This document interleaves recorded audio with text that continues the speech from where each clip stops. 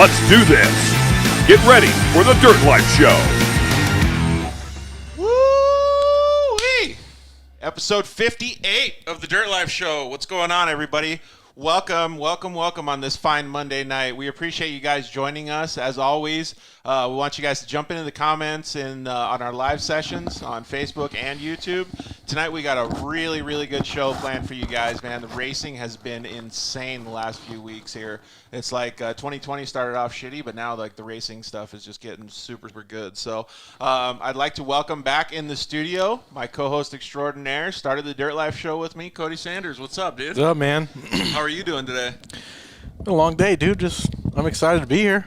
Yeah, it's super cool to have you back in the studio, man. You have been doing a lot of stuff in the off-road industry lately, and you get to go to the dunes this week. Yeah, man. I can't wait. Dude, that's going to be sweet, man. It might be a little hot, though, right? Some people got a little discouraged. We did it last year, and from like it's the first dune trip of the year for you guys. First though, right? dune. It's actually the first day of dune season. Oh, is that what it's called? It's called. There was like like October 1st is the day that you have to have a permit. Like National Hot Dog Day. Yeah, but it's actually. Yeah, you know how I like my hot dogs, dude. Well, I'm stoked that you came back to the studio, dude. It's really good to have you here. So tonight's show is going to be freaking stacked, man. So I'm pretty stoked on it. I know that you are like really into the trail riding and obviously duning and stuff like that. But man, this racing stuff has just been going insane the last few weeks. Everybody back together. It's cool. Crazy. Yeah, and it does suck that everybody has to wear masks and stuff. But man, it just doesn't get any better than everybody being all in the same place and hanging out. So let's get through our sponsors and stuff real quick. So we always want you guys to join us and interact with us. Please just jump on our social media channels. Come on YouTube. Get on Facebook. Jump in the comments. Hang out with us. It's awesome to have you guys. We really, really enjoy all of the interaction that we've had. Our social media has been really interactive lately, so we really appreciate everything. We have a couple cool projects that we've been working on, so it's neat to be able to share all this stuff with you guys. So I'm going to start a watch party on Facebook right now, my personal one, so you guys can feel free to do the same as well, and we can all have some fun together. You can visit us anytime. You can always watch us in the archives. We're on iTunes, Spotify, now Amazon. So we're pretty much everywhere. So anytime you can just pull up your app on your phone, you can just find us and hang out, watch us, do whatever you want. If you can't watch us on Monday nights live, you can always hit us up on the archives. You can always hit us up on social media if you have any questions. We've been getting a lot of questions on some of these projects that we've been working on. We did a little project with Honda, got a lot of questions from that. We're doing a little project on an RS1 build that we're taking to the UTV World Championship. Man, we getting a ton of people interacting with that. So it's super cool to have you guys be a part of that stuff. If you are just listening for the first time, you can join us on social media at The Dirt Life Show. Instagram is always the best one. It's our fastest growing channel, our fastest growing outlet, so please join us there. You can always interact with us on Facebook, and we'll try to get to your messages as quickly as possible. So thank you guys again for joining us and interacting with us so far. We want to thank all of our sponsors. They are the ones that keep us alive, so that's why we mention them at the beginning of the show. They've been doing a really, really, really awesome job helping us with the show, and now they come on board with some of this little project stuff that we're doing.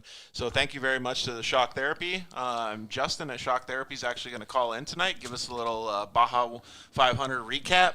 Sounded like it was a pretty gnarly race down there in Baja, man. I saw some of just clips of it, and I was like, oh, man, like all the silt and stuff. Yeah. Oh. Looks super gnarly.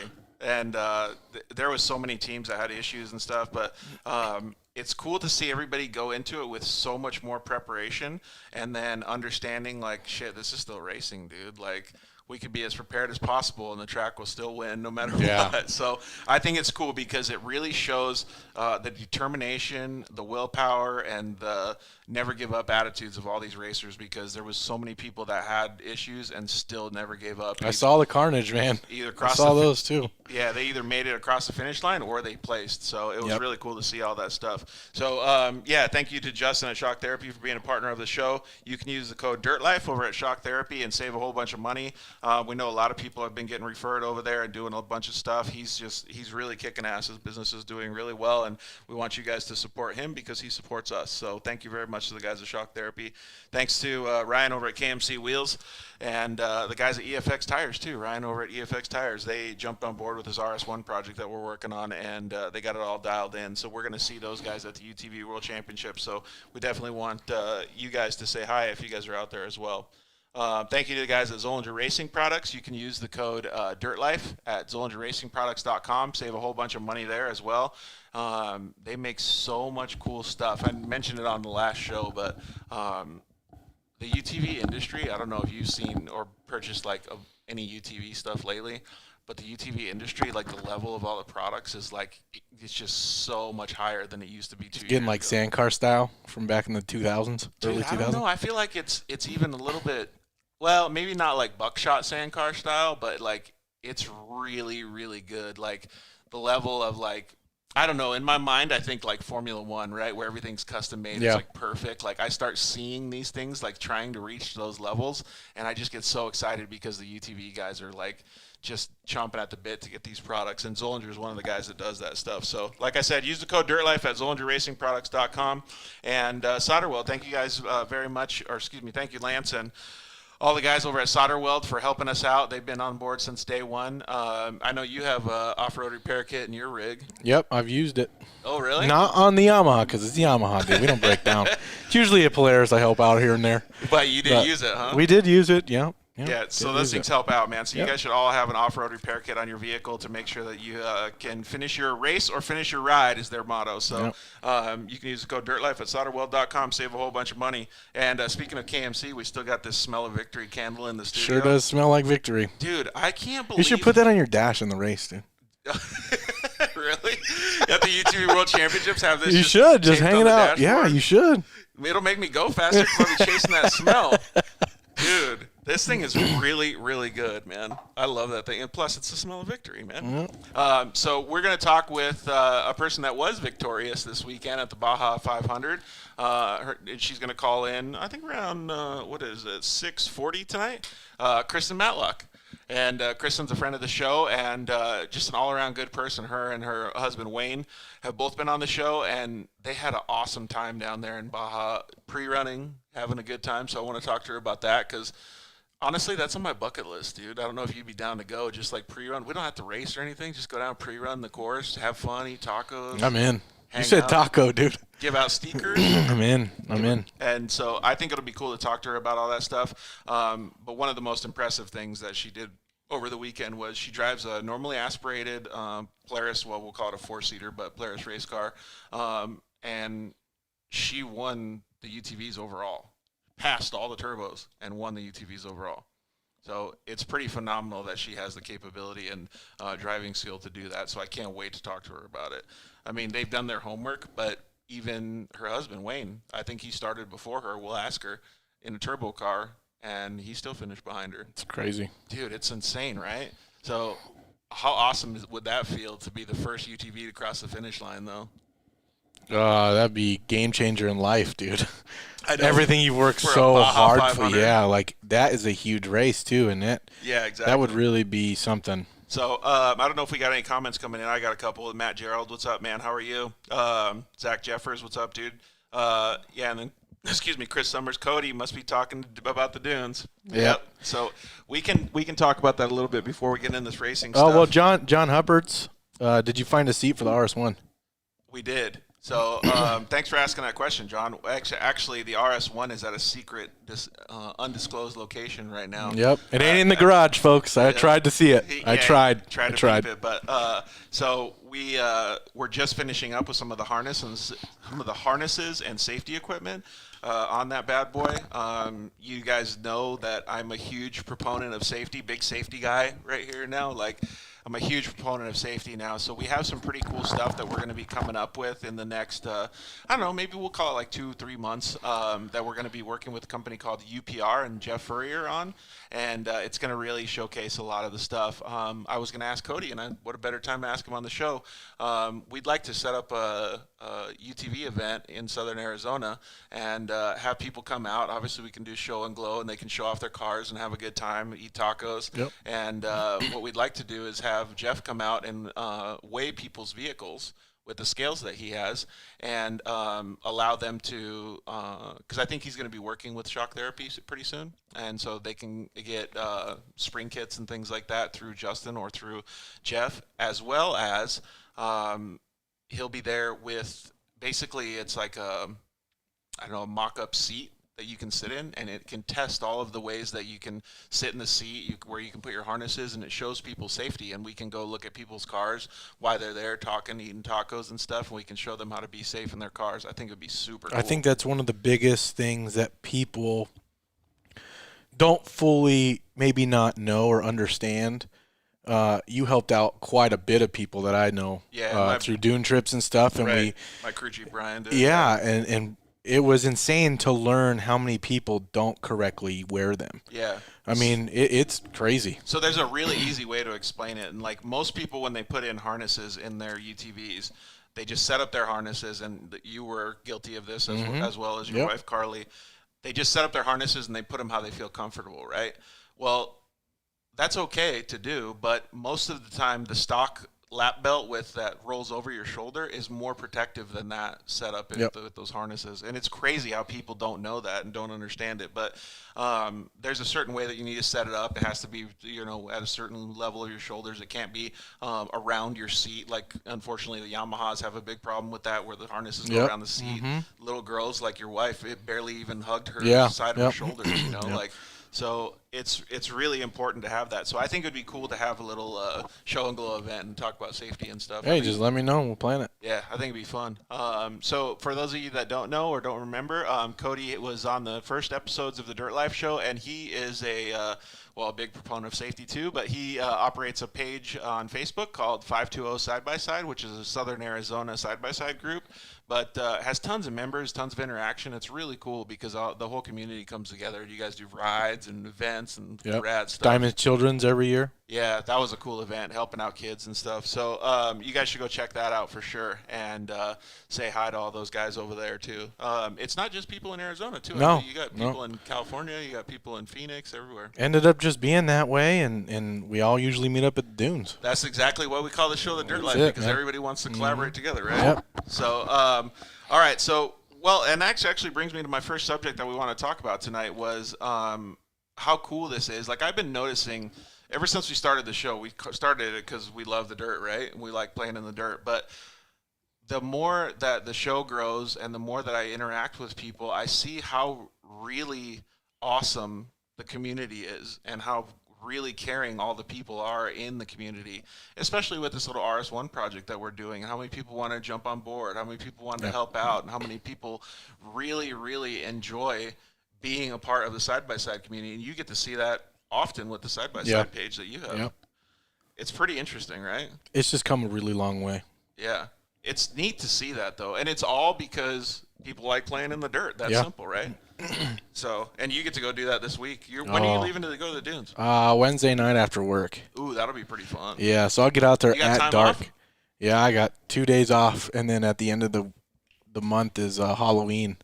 And it's actually Halloween this year. At the dunes, it's on Halloween. Camp RZR's a no-go, so it's still going to be a normal Halloween weekend like it used to be years ago. So I got a message the other day on Facebook about some Halloween costumes with Tiger King. Oh, yeah. Did you see mine? I got Tigger. Did you? Yeah. I wonder how many people are going to be the Tiger King. Everybody, man. A lot of people were going with, because we're doing, we did that one year, everybody dresses up on like a Friday or Saturday or whatever. Right, yeah. We're all going to do that. That's pretty standard barbecue. operating procedure, though. You're riding around in your outfit, so that'd be pretty cool. What were you when I was the taco? What were you that year? I don't know, drunken white guy. Were you? I remember I don't remember. Feeding me a beer bong. Oh, the beer bong, yeah. While I had a taco outfit on. That was pretty fun, dude. Yep. That was a good trip. Dang, Halloween's probably going to be badass this year. I think so. I think it's going to bring back what it used to be. Yeah. And there's a lot with the whole COVID stuff, and a lot of people are going to Country Thunder and then the dunes because it's just trying to get out. Yeah, and then Bike Week is the same month, like Phoenix Bike Week. Like, There's a lot going on this month. It'll be cool though to see everybody back at the back out doing what they love to do. Yep. Well, maybe we should call this we should rebrand all the logos instead of just the Dirt Life. We should put the Dirt/Sand Life. Sand underneath it, really small. Or cross it out and then put sand. Oh yeah, there you go. So I think you guys are gonna have a blast though, man. Who's all gonna be going on your trip? Is there gonna There's supposed to be 30 people going. Whoa. Yeah. Holy cow. Last year I think we only had 6, and we had the dunes to ourselves. So 30 people in just your circle or your camp? That we'll be the only ones out there. Dude, that's gonna be sweet though. Yeah. What kind of cars are going? Can-Ams? Everything. Yamahas, a couple local company here in town, one off-road, doing a secret build. So really? They're bringing it out, yeah. Gonna unveil it? Yep. That's cool. Talking about unveiling stuff, we're gonna debut the RS1 build that we just did because the UTV World Championship, it'll start for us next Monday. Because we're going to pre-run and stuff, so no show next Monday, but we're going to have a lot of content coming out at the UTV Worlds. But we're going to debut it or unveil it on Thursday at the Shock Therapy Live. They think they start at 12:30, and we're going to do a whole photo shoot with it in the morning and stuff. The car turned out insane cool. You guys are going to love it. And I'm not just saying that because I built it, because I put a lot of effort into it, but there was so many people that touched it and put their hands on it that made it so much cooler. You know what I mean? Oh, it means a lot to build one of those things, to me personally, because I get to put my hands on it, right? But to understand that all of these people came together to do it, it makes it that much better. Oh, it's yeah. So cool. Everybody just coming together, man. And it's not even about winning, dude. It's literally winning at life for yourself and accomplishing it. And if we're all on your team with you going through that finish line, dude. Dude, I can't wait. If you go through that finish line, first or last, man, it don't matter. It's going to be awesome. I was talking to Justin at Shock Therapy, too, and I was talking to him about, we can ask him, but I was like, I'm going to be like the Ricky Bobby, when he gets back in the car after having his accident. Be like, what was that Cruising. that just passed me? What was that? Was that a see car? the coyote run by you? Just smoking by me.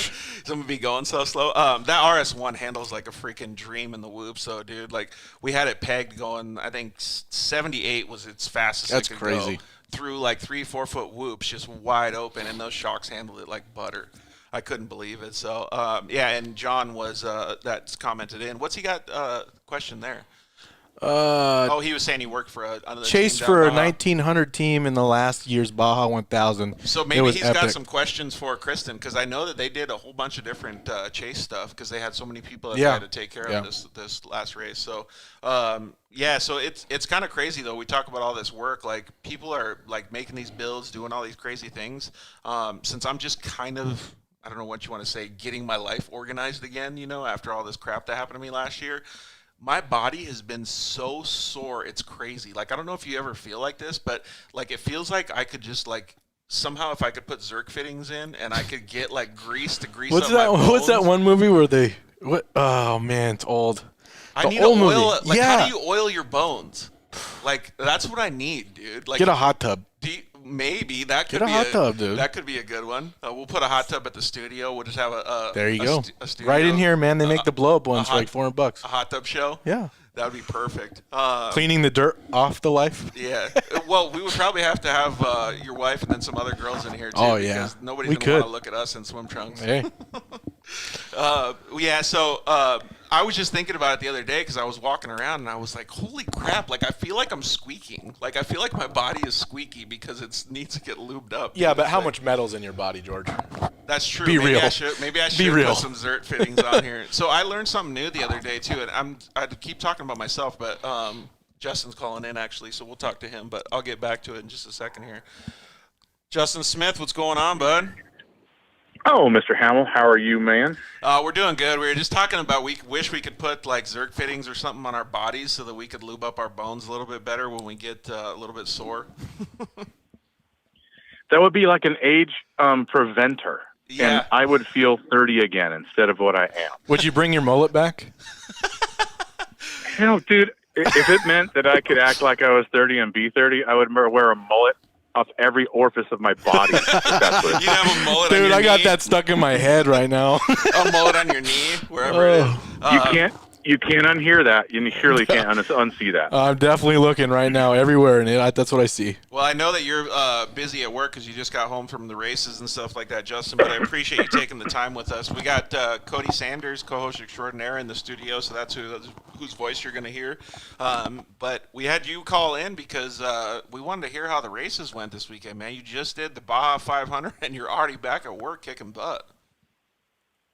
Oh, man, I only caught half of what you said, but you know what? When it came to this race, I don't even think you could call it the Baja 500.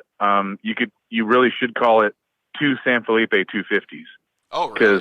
Because the San Felipe race is the hardest race on any race calendar, period. I mean, it's the most whoops. It's the hardest on vehicles. Only race that overheats trophy truck shocks on a routine basis. And because of all the COVID stuff in Mexico, this was 2 San Felipe 250s that they call the Baja 500. Crap, man. So it was shock testing to the nth level.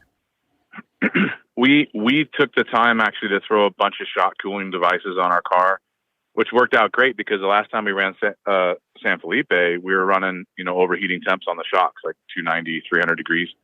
And this race, we didn't get over 220. So some of that stuff worked out. And that kind of testing is what we end up throwing into a lot of the stuff that ends up in customers' products, and we're happy to do it. It's fun, and it helps us go faster, hopefully, most of the time. Yeah, plus it was a rough race. I just think it's cool that you can actually throw all of those measuring tools and different electronics to be able to test all that stuff.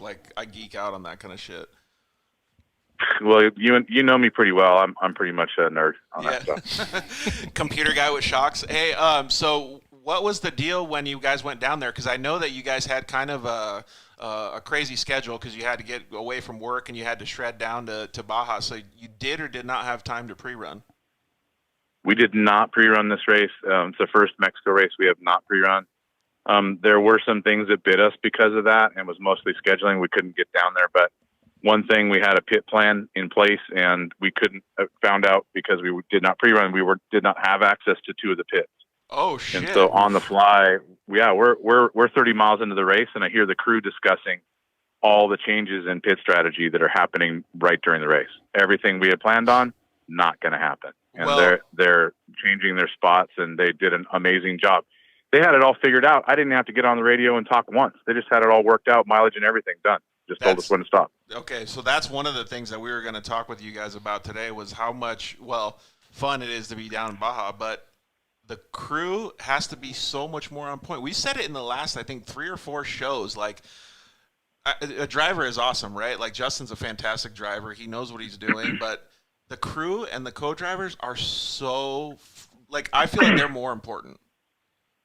More eyes, man. Well, they are. I mean, you can drive as fast as you want. You can drive as slow as you want, smart or stupid. But if they aren't where you're supposed to, we were going to pit at race mile 100 to do a mileage check and kind of verify that we had the mileage that we needed for everything else. And without a crew to figure everything out, we just showed up at 100 and no one would have been there. That's insane. And your race is over. It doesn't matter who's driving. So the crew is everything, and then the driver's second. So what was the, you guys just had to all of a sudden scramble and get everything redialed in?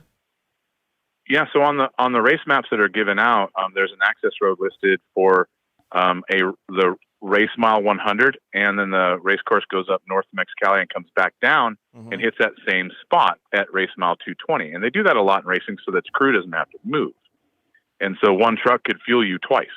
That was our plan. Okay, well, since we didn't pre-run and check that, during the race, they went over to go there and found out that road access was blown out from storms and floods. Oh, crap. And it was completely unaccessible and turned into a dry lake, like a mud bog dry lake, and you didn't have access to it. Did that happen? So they changed everything up. Yeah, everybody. Shit. Only people that were at that spot were locals and quads. There was nobody there. Dang, man. So they changed it up. We fueled at 80, and we fueled at 160, and then we fueled at 280, and we fueled at 351. And that was one more fuel than we needed, but it was the only way we could get it done when we had to shorten up all of our plan. That's crazy. And when Justin talks about this, he makes it sound easy, right? But doing the calculations and the math to do that, just think about how hard it is to drive from here to San Diego and be like, oh shit, I passed that gas station. Where am I going to get gas next? This is way more difficult, right? Scary, man. That's what that is. It really is. So then is. you throw a little bit more at it. we got like 5.5 miles a gallon in the sandy washes that are uphill floored the whole time at 40, 50 miles an hour. Oof. We got, 8 miles a gallon at 90, 95 miles an hour on a lake bed. And so, there's sections that are all nice and hard pack and you get great mileage, and there's sections that are just bogged down horrible and get crappy mileage. So you can't really plan the same on every single fuel stage. Yeah. And that's why pre-running is important, because you know where all those bogged down spots are and you can adjust accordingly. Yeah, so and all the math that goes behind that's bananas too. Well, so you were talking about the whoop sections and stuff like that. So I've never been down to San Felipe, but if there's that many whoops, and I just talked about how my bones feel, how does your body feel today, dude? I got to tell you, I found a lot more sore muscles in me than I've had in a long time. Pretty much every single muscle in my back that's connected to any movement in my arm it feels like I worked out for 6 hours straight after never working out for 20 years. Oh, wow. man. That's like a 2-week My neck period.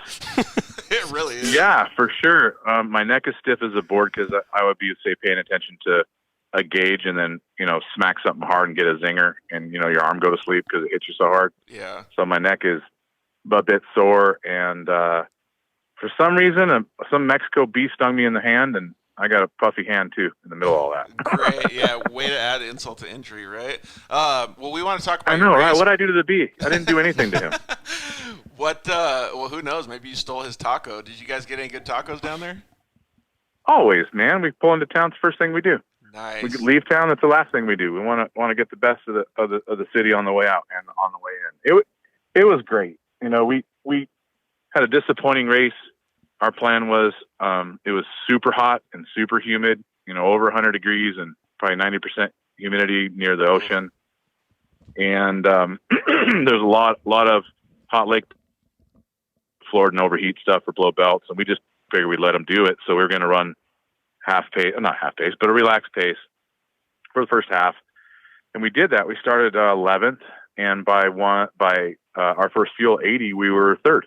Dang. And we passed a lot of guys, and a lot of guys fell off. And then we maintained third through 160. And then after 160, we had secondary clutch seize up on us, which basically stuck us on the rev limiter at 45 miles an hour.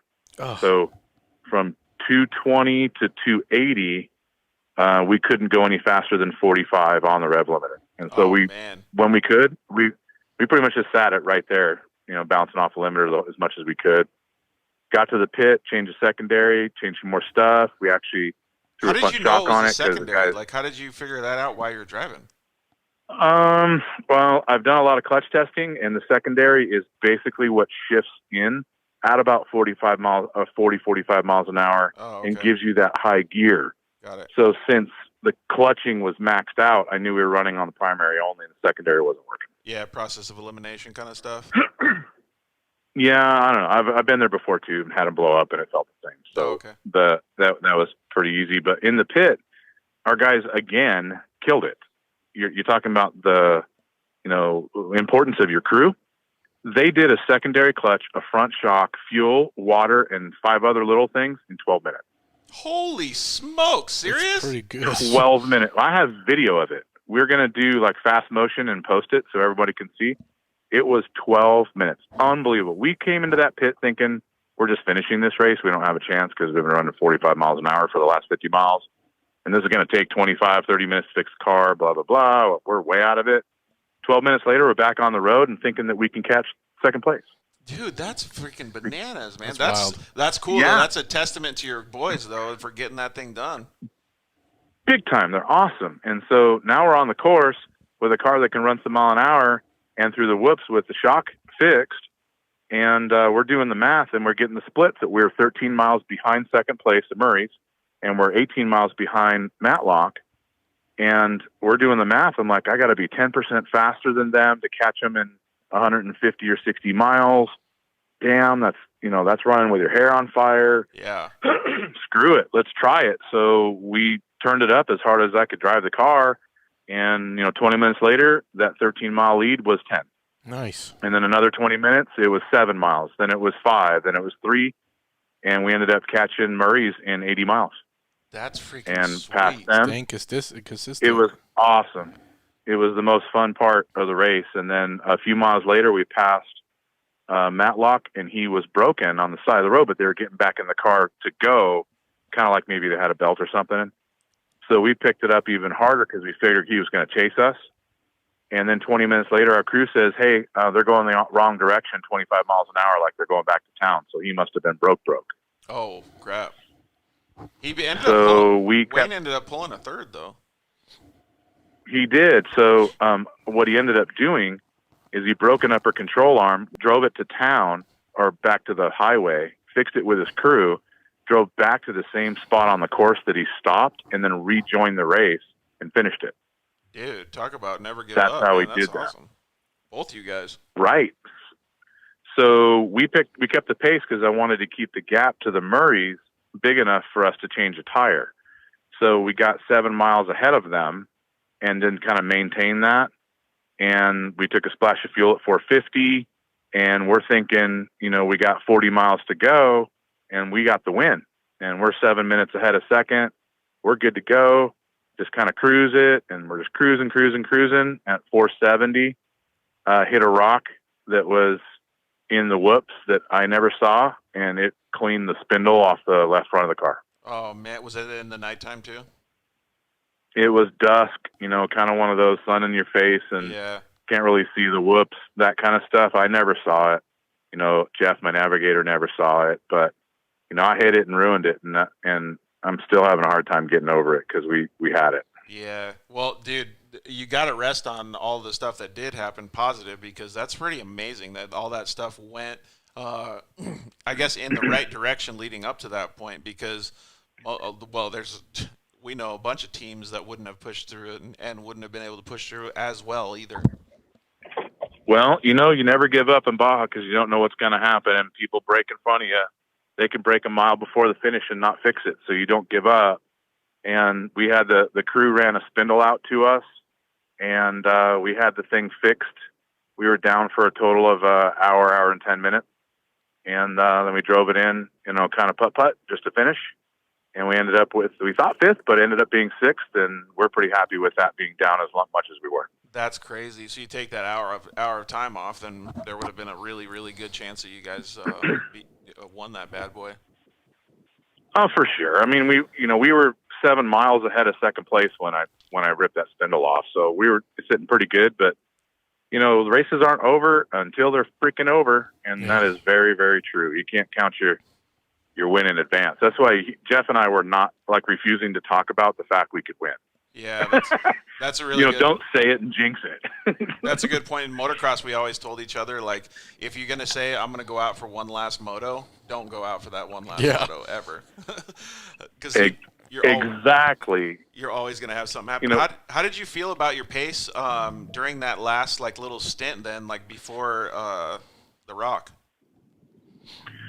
Really happy, man. I always thought that we had a fast car, and I know we have an excellent team, and I feel like I can drive okay. It just depends on what pace we need to run.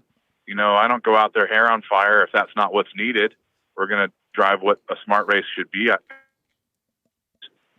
And it was nice to know that if we turn it up a little bit, we're able to run with the guys that actually do have success, and I got the ultimate respect for all of them who win on a regular basis, because it's not easy. A lot of things have to fall in line. Everything has to be pretty much perfect, or if you do have some issues, everybody's got to have more issues than you, because the competition is really high. We were talking about that the other day, how it's just winning any of these desert races, it's just balls to the wall, hope you don't break. Well, best in the desert is floored, never lift. Yeah. And if you change a belt, you're 10th. And in score, the races are rougher and longer, so they're still floored. I hope you're going to win, but usually everyone's running too hard and they break 3 or 4 things. They can still finish top 10 after breaking a few things. Yeah, because they're a little longer. That's just crazy, man, to think about how all of that logistical stuff goes into action. It's pretty cool, though, that you guys were able to – and John Huppertz, I think he's one of your customers as well, says congrats, Justin. Yeah, they deserve a congratulations, man, because no matter what, even if they weren't on the podium, it's still – you finished. Yeah. You had a good team, stayed positive, And you play 6th. Yeah. That's still good. You finished it. It's freaking awesome, man. And plus, like, I'm just thinking, like, I have it in my head, like, all of these cool places in Baja. Like, I just can't get it out of my head that they were just going to go eat tacos afterwards. Like, it doesn't matter if you cross the finish line in first. You're still getting tacos with everybody. Yep. It's a must, man, no matter what. Well, I really appreciate you giving us a buzz, dude, and hanging out. I know that you got a pretty busy week, but it sounds like we're going to see you on Thursday. Absolutely, man. Can't wait for you to bring that RS1 out. We can do full show and article on it before you go out and actually win your first race return. I can't wait for it. Hey, well, every racer who gets on the track wants to win. Cody and I were making fun of me already and saying, like, I'll be like Ricky Bobby. I'll be like, what was that just passed me? Was that a car? I'm going fast. Yeah, exactly. All right, dude. Well, have a good rest of your night, and tell the wife we said hello to. Hey, Justin, thanks again for helping George out, man. I know you guys helped me out in the past, and I really appreciate it. It's awesome to see the camaraderie, dude. Always. George is badass. Everybody jump on board, help him out. George, thank you very much for your time. You guys have a great night. Thanks, sir. Justin. See you later, bud. All right, bye. Man, it's so cool to hear those stories. Like, he's got such a great attitude about the racing. Like, you could come home and be like, I had a shitty weekend. I didn't win. You know what I mean? Yeah, and he's staying positive with it. There's so many cool things that happen down there, too, though, you know? And, like, all of the little things that happen, like, he obviously knew that the secondary was having an issue. Like, I would have never known that. Like, you or I driving one of those vehicles, we would never be able to figure that out that quickly. So the hours that they put in these cars, man. Well, even just the feeling. Yeah. Like, he knew what it felt like. And even our cars, though. We've been Yamahas? driving them for 4, almost 5 years now, right? I mean, I'm pretty good with what if I hear something different, you know? Yeah. I'm pretty good at it. Yeah, exactly. But it takes a lot to be a racer down in Baja and know what you're doing like that. So I really think that's cool, man. And good on them for having the team to be able to push through and go to the finish. Oh, yeah. So I wonder how many people were actually thinking like me and wondering, all right, we got to get this thing finished up quick so that we can go eat. That's all you'd be doing. I'm surprised you don't have like a little convectional oven for your tacos, dude, to have them hot readies, dude. Hypothetically speaking, I would be way faster in Baja because I would be going to the finish to get tacos quicker than everybody else. But I do think it's really cool, man. 500 miles on some of the roughest terrain, and, you know, you're in a different country. You have all of these different things and competitors and going against you. Like, it's just so cool to see. And we're going to talk with Kristen because she obviously won too. But it just really puts a smile on my face to see people persevering like that. Yeah, I can't wait to talk to her again. I remember I was here when they were on one of the first times. Oh, really? Yeah. Nice, dude. Yeah, she's still a good person as always. So while we're waiting for her, though, we got 2 minutes. Did you get to watch Pro Motocross? Dude, I haven't caught up on any of it. Holy smokes, it was crazy this weekend, dude. It's pretty badass to see all those guys ripping it up, too. Like, it's like no matter what, there's not, like, way too much racing now. Like, we can't even talk about it in 2.5 hour show. There's so much stuff going on. But it was pretty cool to see the Pro Motocross guys. If you guys want to watch Pro Motocross shows, go check out some of those podcasts or check it out on the NBC Sports app because, man, they were killing it this weekend. It was really, really cool to see how much, I don't know, like, extra level, like, you know, everybody says, oh, that girl's got extra, that dude's got extra. Well, these dudes on their dirt bikes had way more extra. They're out. It's outdoors. Yeah. So these guys are hauling full ass, dude. Pepper, dude. Yep. Like, it was crazy to see. A lot of people don't like watching it. I'm like, dude, that's where it's at. You can't. If you could even see the speed that they go, like in real life, it would blow your mind. Yep. It's crazy how fast those dudes go and how they can hang on to it for so long. And, they had so much extra this weekend, so I definitely strongly recommend that you check it out. It was called WW Ranch out in Florida, and it was hot as shit. And all those guys, so it was cool to see all those guys kicking so much ass. But, yeah, thanks for Justin for calling in. It was really nice. Kristen's calling in now, so we'll talk with her as well. Kristen Matlock, how are you? Good. How are you doing? I've said this, I think, the last 3 shows that you've called in for. We're not as good as you because we didn't just win.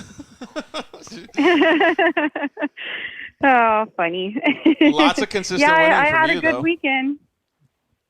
What's that? Lots of consistent winning from you, though. That's awesome. Yeah, I'm super pumped right now still. We literally just got home and got everything unloaded, and you'll probably hear my crew honk as they go by because they're all leaving right now. But yeah, it was a great weekend for sure. Well, thank you very much for taking the time to talk with us. We really appreciate it because I know that your bed is probably looking pretty comfy right now. No, yeah, we are. Oh, bye. Thank you.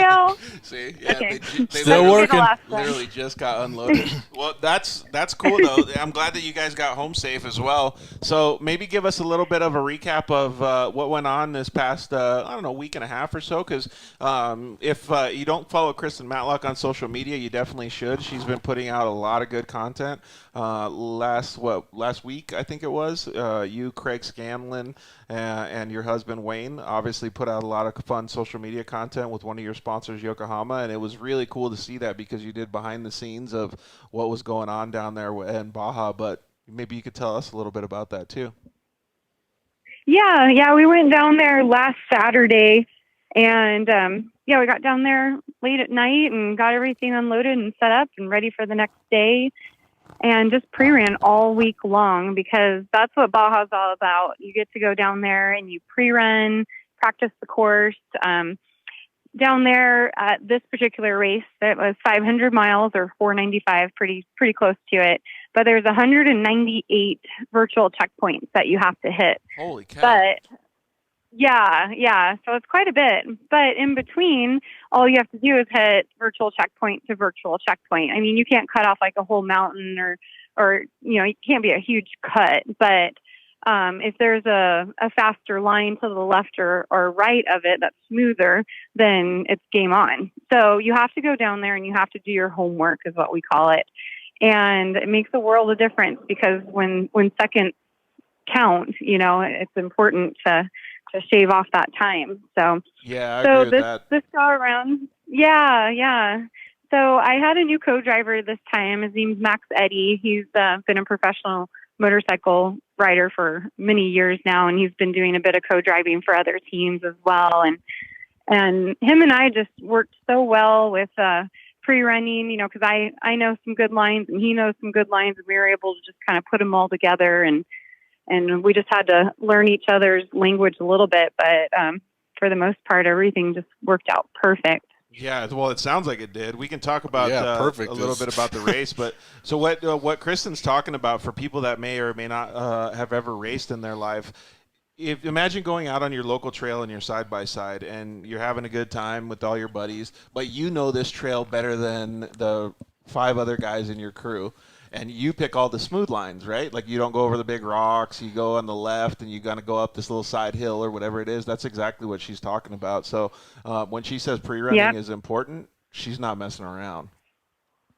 Right. Yeah. I mean, it could be even like a corner sometimes, but for the most part in corners, they'll put a VCP or a virtual checkpoint, so you can't really cut off a big corner or anything, but sometimes they don't. And so you can turn a 90-degree angle into a straight line, and that's huge, when that could be a matter of 10 seconds sometimes. Yeah, and exactly. Sometimes it comes down to that at the finish line, where you're only going to beat somebody by a couple seconds. So we already told our audience that you were the first overall UTV, so congratulations on that. That's no small feat. But do you know how many seconds that you won by? I actually won by 20 minutes or 19 minutes. So when she says the seconds count, man, she added them up. Yeah, it's no joke. And that was to the first turbo. To the second place in my actual naturally aspirated class, it was 3 hours. Oh. So I did. Wow. Yeah, but yeah, I was mostly racing the turbos because the guys in my class, I believe they're just having a lot of complications. The second place guy had broken, quite a few parts and everything. That's why he was so far back there. He usually runs right there with me. But yeah, so after I got around all the guys in my class, I was able to start reeling in those turbo cars, and I was able to pass every single one of them this time, including my husband, which I felt horrible about, but so what position did you start in? Because you had to probably go through quite a few cars. Yeah, like in Baja, I prefer a rear start. So I requested a rear start. Somebody actually beat me to it. So there was one car in my class behind me, but so that meant that I had 3 in front of me in my class, and then we had all of the Class 12 vehicles, which I believe there were 6 or 7 of them in between us and the turbo cars, and then there was 21 turbo cars. Whoa. Yeah. So I was able to get around all those guys, and it was actually the 395 miles, because the last 100 miles is where I was able to just be up front and slow down my pace a little bit just to preserve the car, because I knew I was up there, and everyone would, somebody would have to pass me and put time on me in order to beat me at that point. So that gave me the confidence, knowing that I could slow my pace down a little bit and still win. Yeah. So you were getting communication from your guys in the pits and your crew that was telling you that you were doing good on corrected time. Yeah. Well, the last person I needed to pass was Wayne, my husband. You're and like, so, I'm going. Yeah. Yeah. It was between him and I don't remember what mile marker that happened at, but yeah, he broke down 100 miles from the finish line. And so I knew as soon as I passed him that I had it. That's insane. Was he leading then when you passed him? What's that? Was he leading when you passed him?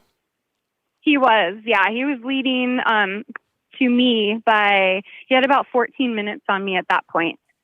Do you know how many minutes he started? Were you ahead of him on corrected time, or was he still ahead of you? At one point, so I think he started about 8 minutes in front of me. So on corrected time, 6 minutes then? Yeah. He had me by 6 minutes still. Oh, okay. Gotcha. Well, I was just going to say, I was trying to stir the pot a little bit for the rest of the week, to see, who was actually, wonder what's going to happen at the dinner table. Who gets to clean the house? Right, I know. That's, the number one question that we get all the time. How's this going to work at the dinner table? It's awesome, though, because we already know the dynamic. You guys are obviously super happy and loving and care for each other, so it's awesome that you guys both did well this weekend. Wayne got a third, and you obviously overall all the UTVs. We had a comment come in. Jeffrey Ricker said, "Hail to the Queen has returned to her throne." Oh, yeah, that's what Polaris RZR put on their post today. I thought that was pretty neat. Oh, that is super cool. Yeah, it's neat to see all that stuff. So, I want to ask 2 questions. Where was the best tacos that you ate this weekend, and what was one of your favorite moments? Best tacos. Let's see. We actually only ate at Pete's Camp, which was right next door to where we always stay at El Dorado Ranch down there. They have great tacos, but then within the area that we stay at where the condos are, there's a place called the Pavilion, and I had the best chicken fajitas, which I turned into tacos there. Ooh, they're melting your mouth. That does sound delicious. Mm-hmm. And then, yeah. What was your favorite moment or favorite part of the weekend? Winning the Baja 500. Just kidding. Well, I meant it as more specific, standing on the top of the podium with your crew, or giving your husband a hug at the finish line, those types of things, the emotional stuff. Of course. Yeah, all the emotional stuff. I think it was just knowing that we were going to pull it off, and as soon as we crossed that finish line, that last turn right there, coming in there and just seeing everybody outside of it. Things were a little bit different this year because of COVID.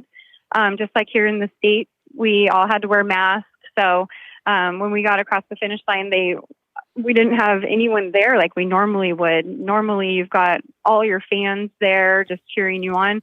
And it was our crew, which was awesome that they made it. My parents were there. Our boys were there, all in their little mask. And then when I got out and took my helmet off, they handed me a mask. I had to put it on. And so that was just really different. I had to give the speech in that, thank all the sponsors. And here I am sweating to death with that. But so rough. It was all worth it. It's hard. Yeah. It is crazy. You just got out of a 500 mile ride. Yeah. Okay. Yeah, and you get out and you have to put a mask on. Can you just keep your pumper in your hand? The sun. Yeah, that's what I was thinking. Keep your pumper in your hand with your full face helmet, and just walk around talking that. I know, yeah, because it's super humid down there, as well as 100% humidity, 105 degrees out. We're just sweating and melting here, and then here we are in these masks trying to talk on the podium on the stage. But like I said, I'll do anything to go down there and race. So it was worth it.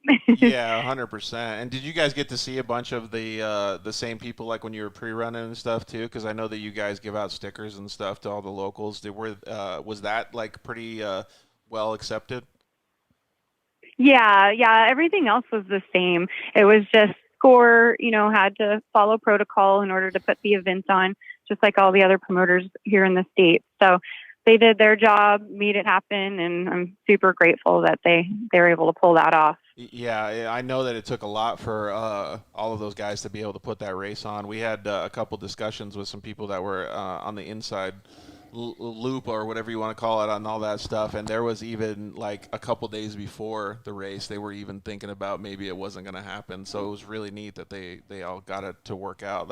That just really puts perspective on all of these different things that human beings are going through right now. Like clearly Kristen figured out how to win a race and still do all this COVID stuff, but like other people have to go through all of these different procedures and protocols and stuff, and they still making it happen, man. It's badass. Yeah. So, yep. Kristen, we said we had a comment come in from Zach Jeffers that says, "What does Kristen think the difference was that put her ahead of everybody? Driving, prep, car, maybe just luck? Like, what do you think it was?" Just a combination of everything. I was able to keep probably the same pace that I always do, but my car was just flawless this time, and that takes prep work, of course. And I know Danny, our full-time mechanic that works for us, always puts 100% effort into it and makes sure everything's triple checked. But, every now and then you just get that $5 part that just doesn't want to hold up. And that's what's taken me out of races, in the past, even this year. So, I just think finally the car was just flawless. My driving was on point, and I had a great co-driver with me that called out every single turn, and all the lines we hit just absolutely perfect, and it just all came together in the end. And I just say don't doubt that naturally aspirated car, because with that one I'm just able to just keep it pinned the entire time, like across the dry lake bed. I'm just floored, and where the turbo cars are having to let off and let their belts cool down a bit. So I think that they're just I think we're just right there with them. Obviously, we're maybe a little bit ahead. Yeah, exactly. on average. And you got a little bit more bottom end too with the normally aspirated car too, so that's neat. Hey, we had a comment come in again, and they said, Mike, I can't see his name. Schulich said, can you ask her to rank this win among all her wins? To rate it? Yeah, to rank it against some of your other wins. Like, rank it? Yeah, what do you think it compares? Yeah, I mean, I think this Baja 500 was honestly the roughest Baja 500 I've ever raced.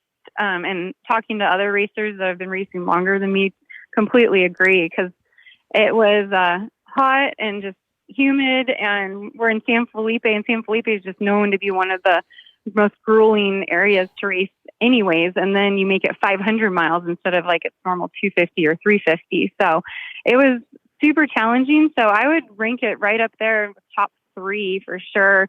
The Baja 1000 win was by far my most favorite so far, because it's the Baja 1000. Yeah. And then in 2018, I also was able to get the overall UTV at the Baja 500. So when I did that for the very first time, I would say, that was just such an amazing feeling to do it, especially in a naturally aspirated car against the turbos. Everyone thought that was super cool.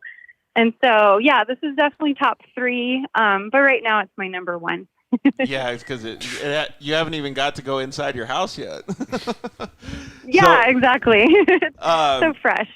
I personally think that's super cool. And so Justin from Shock Therapy just called in right before you did, and he said basically the same thing. He just said that it was like 2 San Felipe 250s combined into one race. Because there was so many big whoops, and the terrain was so much different. Like, can you maybe, like, because you kind of just mentioned it as well, can you talk about maybe some of the race course and how gnarly it was? Yeah, I mean, it's San Felipe, and it's just known for whoops, sand washes that completely try to bog down your car. We did a dry lake bed section for 60 miles, which is really boring, honestly, because you're just floored just trying to get through it, and it's just straight, but it's also super dangerous because you get in the dust and you can't see a thing. It's just a complete whiteout, similar to Vegas to Reno. Some of their sections are and you're wide open too, going too. through there, right? Yeah. Wide open for me was about 76. I think I touched on 80 at one point. But I know the turbo cars, they can get up to like 95, going across that thing. Can you imagine going that fast in a UTV for 60, 70 miles? And not even to see in front of you? I don't want to know. Dude, that's bananas. No. Yeah, and I had a couple trucks that would pass me, and then they'd fall back. They'd have some issues, and they'd pass me again and just completely dust me out. And like, dang it, just stay up there. No. But yeah, so it's just really hard on the vehicles. You have a ton of rocks out there, but there's also some absolute beautiful sections too, where you've got these beautiful canyons that the walls are as high as you can see, and they're this beautiful brown colored, like a reddish brown colored wall to them, and some really pretty stuff. So they give you a nice variety, but for the most part, it's just really hard on the equipment. So you have to be smart about it and know that you've got to, check up when you have to. You got to listen to your car, just like you would your body if you were on a motorcycle or a quad or something. Just realize that your car can only take so much. Yeah. How does your body feel right now? I was really sore yesterday, the day after the race. My neck felt like I just had whiplash, because you just get so tossed around in there, especially left or right even, and front to back with those whoops too. And then my lower back as well. But today I feel great. I'm actually going to get up and go to the gym in the morning at 6 o'clock tomorrow, because I think I'll be fully recovered. Dude, back at it, dude. Spring chicken over No here. joke. Yeah. I ran every day when we were down there. I had to get up and be out there by 6:30 in the morning, though, because at 7 o'clock it was 100 degrees with 100% humidity already. Oh, man. So that humidity might kill us, but they even when we were at the Lucas races this past weekend, everybody's like, how do you live in Arizona? I'm like, I don't know. I'm used to it now. Like, I'm good. Anything below 100, I feel like I could, turn off the air conditioning. Yeah. Yeah, I can do the dry heat thing, but I'm from San Diego. We're not really used to the humidity at all. So going down there and dealing with that, I was like, oh my gosh, just completely melting. Oh, Cadence just jumped on. Cadence Cowan, and she said that was such an awesome race. Good job, Kristen.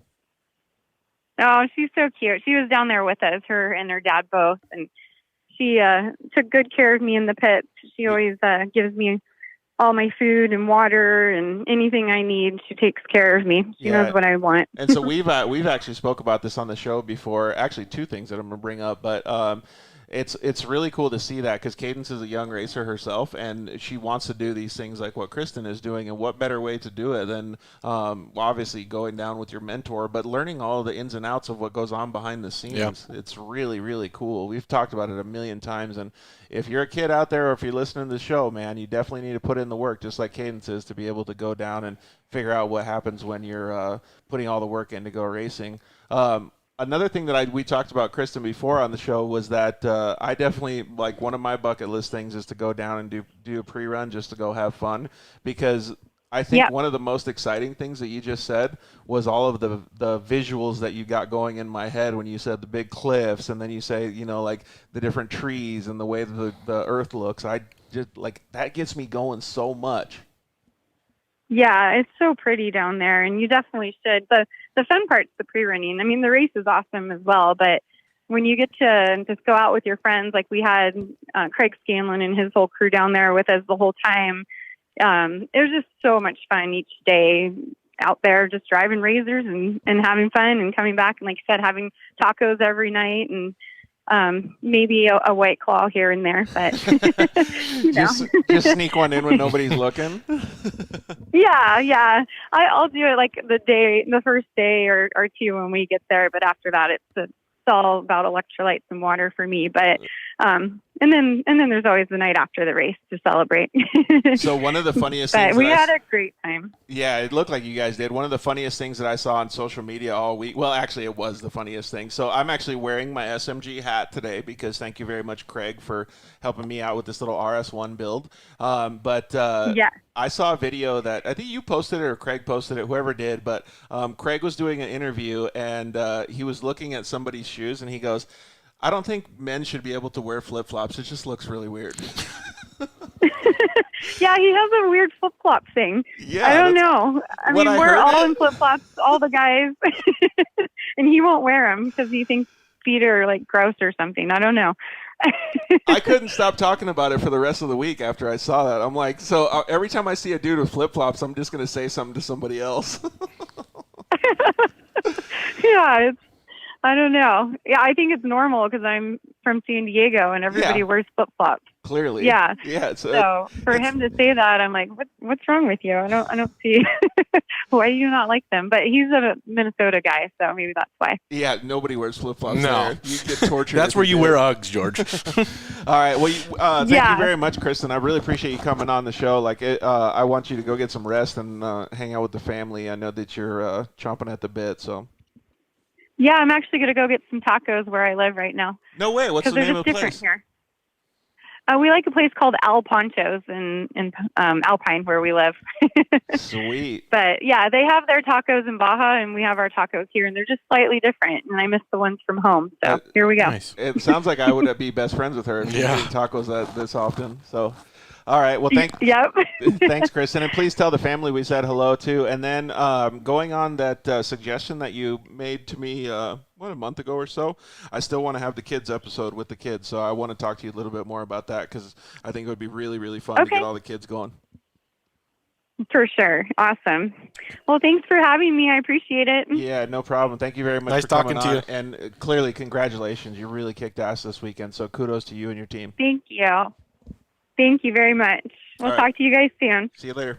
Okay. Bye. Bye. Man, so think about how awesome it would be to go home knowing that you put in that much effort and that you won one of the most prestigious races in the off-road community. Beat everybody. Yeah, like everybody. Not even by a little bit, by a good amount. Yeah, dude. That's fucking sweet. In a natural aspirated car. I mean, so I still don't think, like, when she talks about it, like, and there's a big comparison. There's the side-by-side industry is horsepower wars, right? Like, the new turbo comes out, more power. I think that it's top running anyway. Like, it's a long hauling ass just forever. Well, I still have this thing in my head. Like, I don't think that the turbo cars are, in my opinion, that much better of a vehicle to drive in a race situation like that. Like, I don't think that there's that much of an advantage. I'm not discounting what Kristen did because there's the class of the field is in the turbo class, and she's the class of the field in her class, right? But I think that the cars are a lot more comparable than what people actually think. I think that those normally aspirated cars can still do some damage, and she's proof that it really can. It's like in the dunes, man. Well, in the dunes, I can see the turbos are a little bit more power. Yeah, you cruise a lot faster, and it's a lot easier.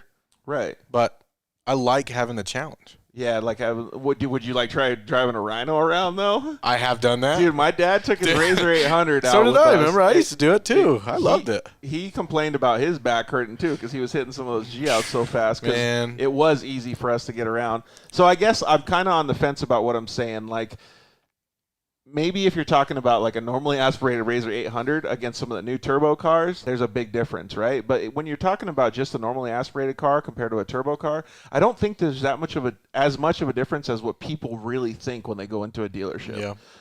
Although if I was going into a dealership, I would probably still buy, like, let's just say a Razor Turbo S just because it's, got that much more power. But I don't know, man. I think it's really cool that Kristen was able to pull that off. It's pretty good. Yeah. Pretty good. And so we talked about, like, 21 minutes, she won by. So thank you, Jeffrey, for letting us know. Man. And that's a lot. So a lot of the best in the desert races that they've had, like the Mint 400 and the Silver State, I don't remember what the gaps were from the winners to the second place guys. But we're talking like a couple minutes or a few, like a good amount of seconds, right? Like between the top drivers. So 21 minutes and 500 miles, 495, she said, is a lot, but no, it is a lot because she made up all that time starting in the back too. And they all stop, if something happens, they got to stop. So, I mean, everything it's weird. That's crazy, man. And so Mike said that his XX does great against the turbos, and it's all about, like, anything. I've said this a million times on the show, and you've said it a million times when we're talking to each other as well. The new side-by-sides, it doesn't matter what you get. Yep. Like, even if you get a new Polaris Ranger, those things are badass, dude. They go good. Like, yes. You can have fun in any of them. They're all so fun. So, to me, it's neat to see that. I don't know if you could pull a Kristen Matlock in a Polaris Ranger, but you could still do some serious damage on the trails. You might be able to finish it still. Maybe. Cruising with a beer in your hand, dude. So she was going 70, what did she say, 76 or 78? It was like 78, yeah. And then she said some of the turbo cars getting like high 80s, 90s or something. Yeah, so that's a good point to bring up, I guess, to talk about what I've been saying right now, is that you don't have to have the baddest car to be able to do that. Like, let's just say somebody passed her doing 20 miles an hour faster, going 90 miles or 100 miles an hour down that dry lake bed. Well, she clearly made up all the time where it really counted. Yeah. So her driving skills were superior, which is really, really cool, man. Kudos to everybody that went down there and raced that race, man. I think that all of you guys deserve a big pat on the back. Your crew members, every single one of you guys that was down there, because that's a gnarly, gnarly accomplishment to be able to do. Anybody that knows about desert racing knows that it does not come easy. So anytime you can finish, anytime you can come back home and sleep in your own bed, that's a victory right there, man. So, all right, well, let's get Cody Bradbury on our featured guest tonight and hang out with him for a little bit here. Wait, actually, we have to do a giveaway. We posted a social media giveaway. The guys at Kmc WHEELS are doing a free tickets. I think there's 4 tickets to the final round of the Pro Motocross Series, because KMC is a sponsor of them. So we are going to go through, so you can help me with this, Cody. So we're going to go through and find the person that won these tickets. So, like I said, I think it's 4 tickets, and it's to the last round of the Pro Motocross Series at Fox Raceway. It's Pala in Southern California. So that's going to be a cool race. Oh, yeah. It's just cool that they're having people out at the races now, right? So, like, how fun is it going to be to get back to what we love doing? So, all right, so we got a whole bunch of people here that entered. So let's let me see, make sure I got everybody here. And who knows if these people follow the rules. We're just going to see what happens. But I'll go ahead and give it a spin so everybody can see. Put your finger on that wherever you want, man. Go for it. Go for it. All right, so we got Hyperboy Off-Road. Let's see if Hyperboy Off-Road sent us a message. If Hyperboy Off-Road sent us a message, he's good. Yeah, he did. Woohoo! All right, so Hyperboy Off-Road. Gordon Taylor. Gordon Taylor, you are the winner, bud. Congratulations, dude. I hope you live in Southern California. Yeah, Otherwise, that'd you're be gonna nice, making huh? a road trip. Yeah. So, Gordon Taylor, bud, you followed the rules too? Man, you're like my new best friend, dude. So many people don't follow the rules. So Gordon Taylor. So reach out, Gordon, and contact us on our social media account. Maybe shoot us a direct message on Instagram, and we will get those tickets sent out to you. So congratulations on winning. That's pretty badass of the KMC guys to give you guys those tickets as well, because tickets aren't cheap for those pro motocross events. So schedule it to get a cool mask made so that you can be like the star of the show out at the event. But schedule it with all your friends. You're going to take 3 people and go have some fun. So we're going to get Cody Bradbury on the horn here in just a little bit. We will be right back.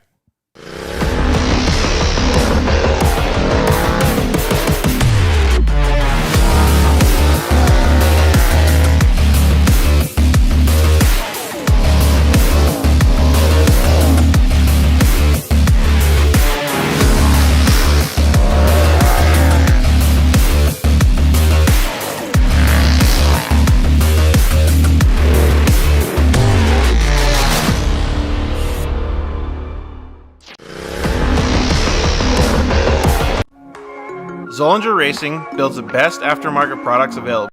Products for your UTV or snowmobile, including billet radius rods, billet tie rods, billet steering knuckles, billet steering racks, alternator kits, and much more. All manufactured in the United States in-house at their headquarters in Nibley, Utah. Travis Zollinger and his team test in some of the most brutal conditions, racing in places like the Best in the Desert Mint 400, Ultra 4 King of the Hammers, UTV World Championships, and many more. Visit ZollingerRacingProducts.com and use the code DIRTLIFE to get 10% off your next purchase, and join us on social media at Zollinger Racing Products to see our products in action.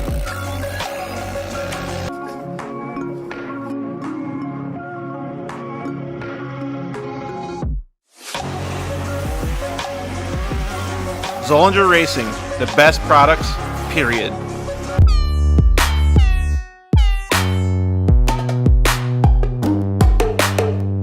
Hello, I'm Justin, the founder of Shock Therapy.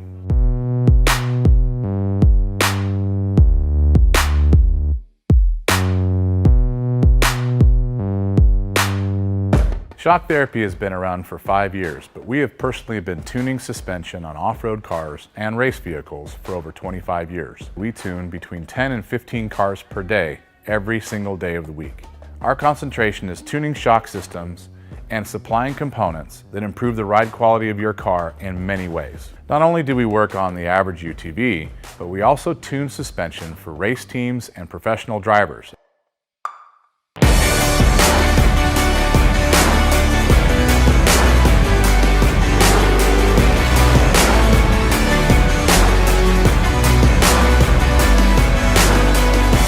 We currently tune for over 87 race teams in Best in Desert and Score. Our clients and race teams rely on our suspension components to allow them to win races and keep them safe. Suspension is a moving target, and we are always trying to hit that target with every customer that we work with. Each customer's needs can be different, and we tune our kits accordingly. Our research and development never stops. We improve our components every single day. As the industry evolves and improves, so do our parts and kits. As of right now, we have over 100 products for UTVs. So when you bring your car to us, you have the satisfaction of knowing that you have the most experience, the highest quality products, and the fact that your car is being tuned specifically to you.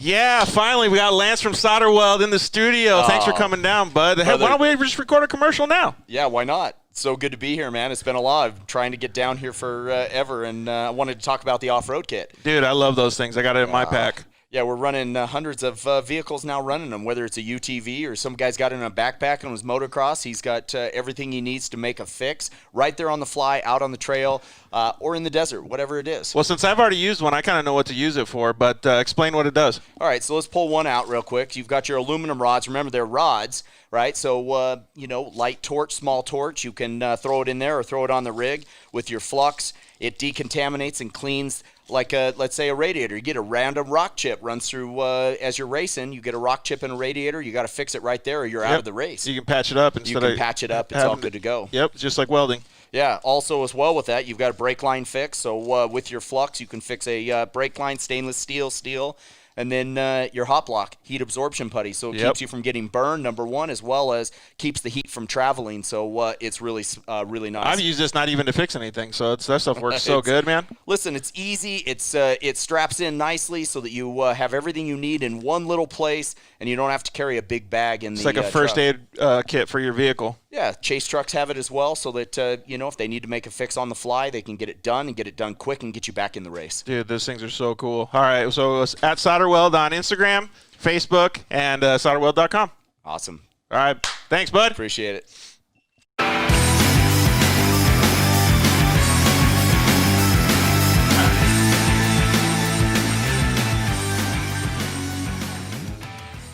Yeah. We are back. We have our featured guest tonight. He is one of the coolest dudes on the track for sure, in my opinion, because of the way his cars look, the way he presents himself. He's got some seriously cool gear. He's a winning Worcs racer. He's a Polaris factory RZR driver. We got Cody Bradbury on the line. What's up, Cody? How are you, man? Doing pretty good. How about you guys? We're doing good, man. Thank you very much for joining us. How was your last race that you did over there at Glen Helen, man? Was that pretty fun?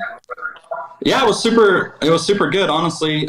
We ended up third. My nephew Corbin Leverton rides passenger with me in the BITD stuff. So it's definitely a little bit different, program racing at Glen Helen for Best in the Desert. We did a 2-day event. So, combined first day and second day, and we ended up 3-3 for third overall. Makes the math pretty easy. going like that. But first day started, I think there was somewhere around 32 cars. I think we started 30th. Dang. And we got to 5th overall. The dust up on the ridgeline was a little bit sketchy. So 5th overall was good. That put us 3rd on time. And then we got to move to the front row for day 2 and got a terrible start. Started last again and had to work back up and ended up battling Mitchie pretty much all day and was able to get around him for 3rd towards the end. So not a bad day. Obviously 3rd is, isn't too bad. Obviously we always want to win, but podiums are good. Yeah, for sure. So for anybody that doesn't know, Cody's usual racing is Worcs Racing. So I don't know if you can still hear us, Cody, but can you turn your volume down for us a little bit? Yeah, it's turn us down. I can hear myself echoing in the background. So Cody does Worcs Racing, which means that it's kind of like motocross a little bit. And so the best in the desert stuff is more desert racing, longer distances and stuff. So this weekend was, I don't want to say, maybe you could give us a little bit more understanding of it, Cody. It was kind of in between a Worcs race and a desert race a little bit, the way they had it set up at Glen Helen. Yeah, it was really, really close. I think the Worcs race at the last Glen Helen was 5.9 miles. This one was, for Best in the Desert, was 7.9, so 2 miles longer. Really, the only difference is they didn't water the ridgeline for Best in the Desert, so it was a little bit dusty. Other than that, pretty much the same thing. Honestly, I was hoping I could race my Worcs car, but obviously it's not legal for Best in Desert rules. So Saturday we ran more of a desert setup, 33-inch tires, no front sway bar, and it was good. It was decent. I got back home on Saturday night because we live close to Glen Helen, so I made some changes and went full Worcs on it. Put a front sway bar on, put 30-inch tires, lowered the thing down to 13 3/4 ride height, and it was way better on the second day. Honestly, just didn't really get a good enough start to run up front.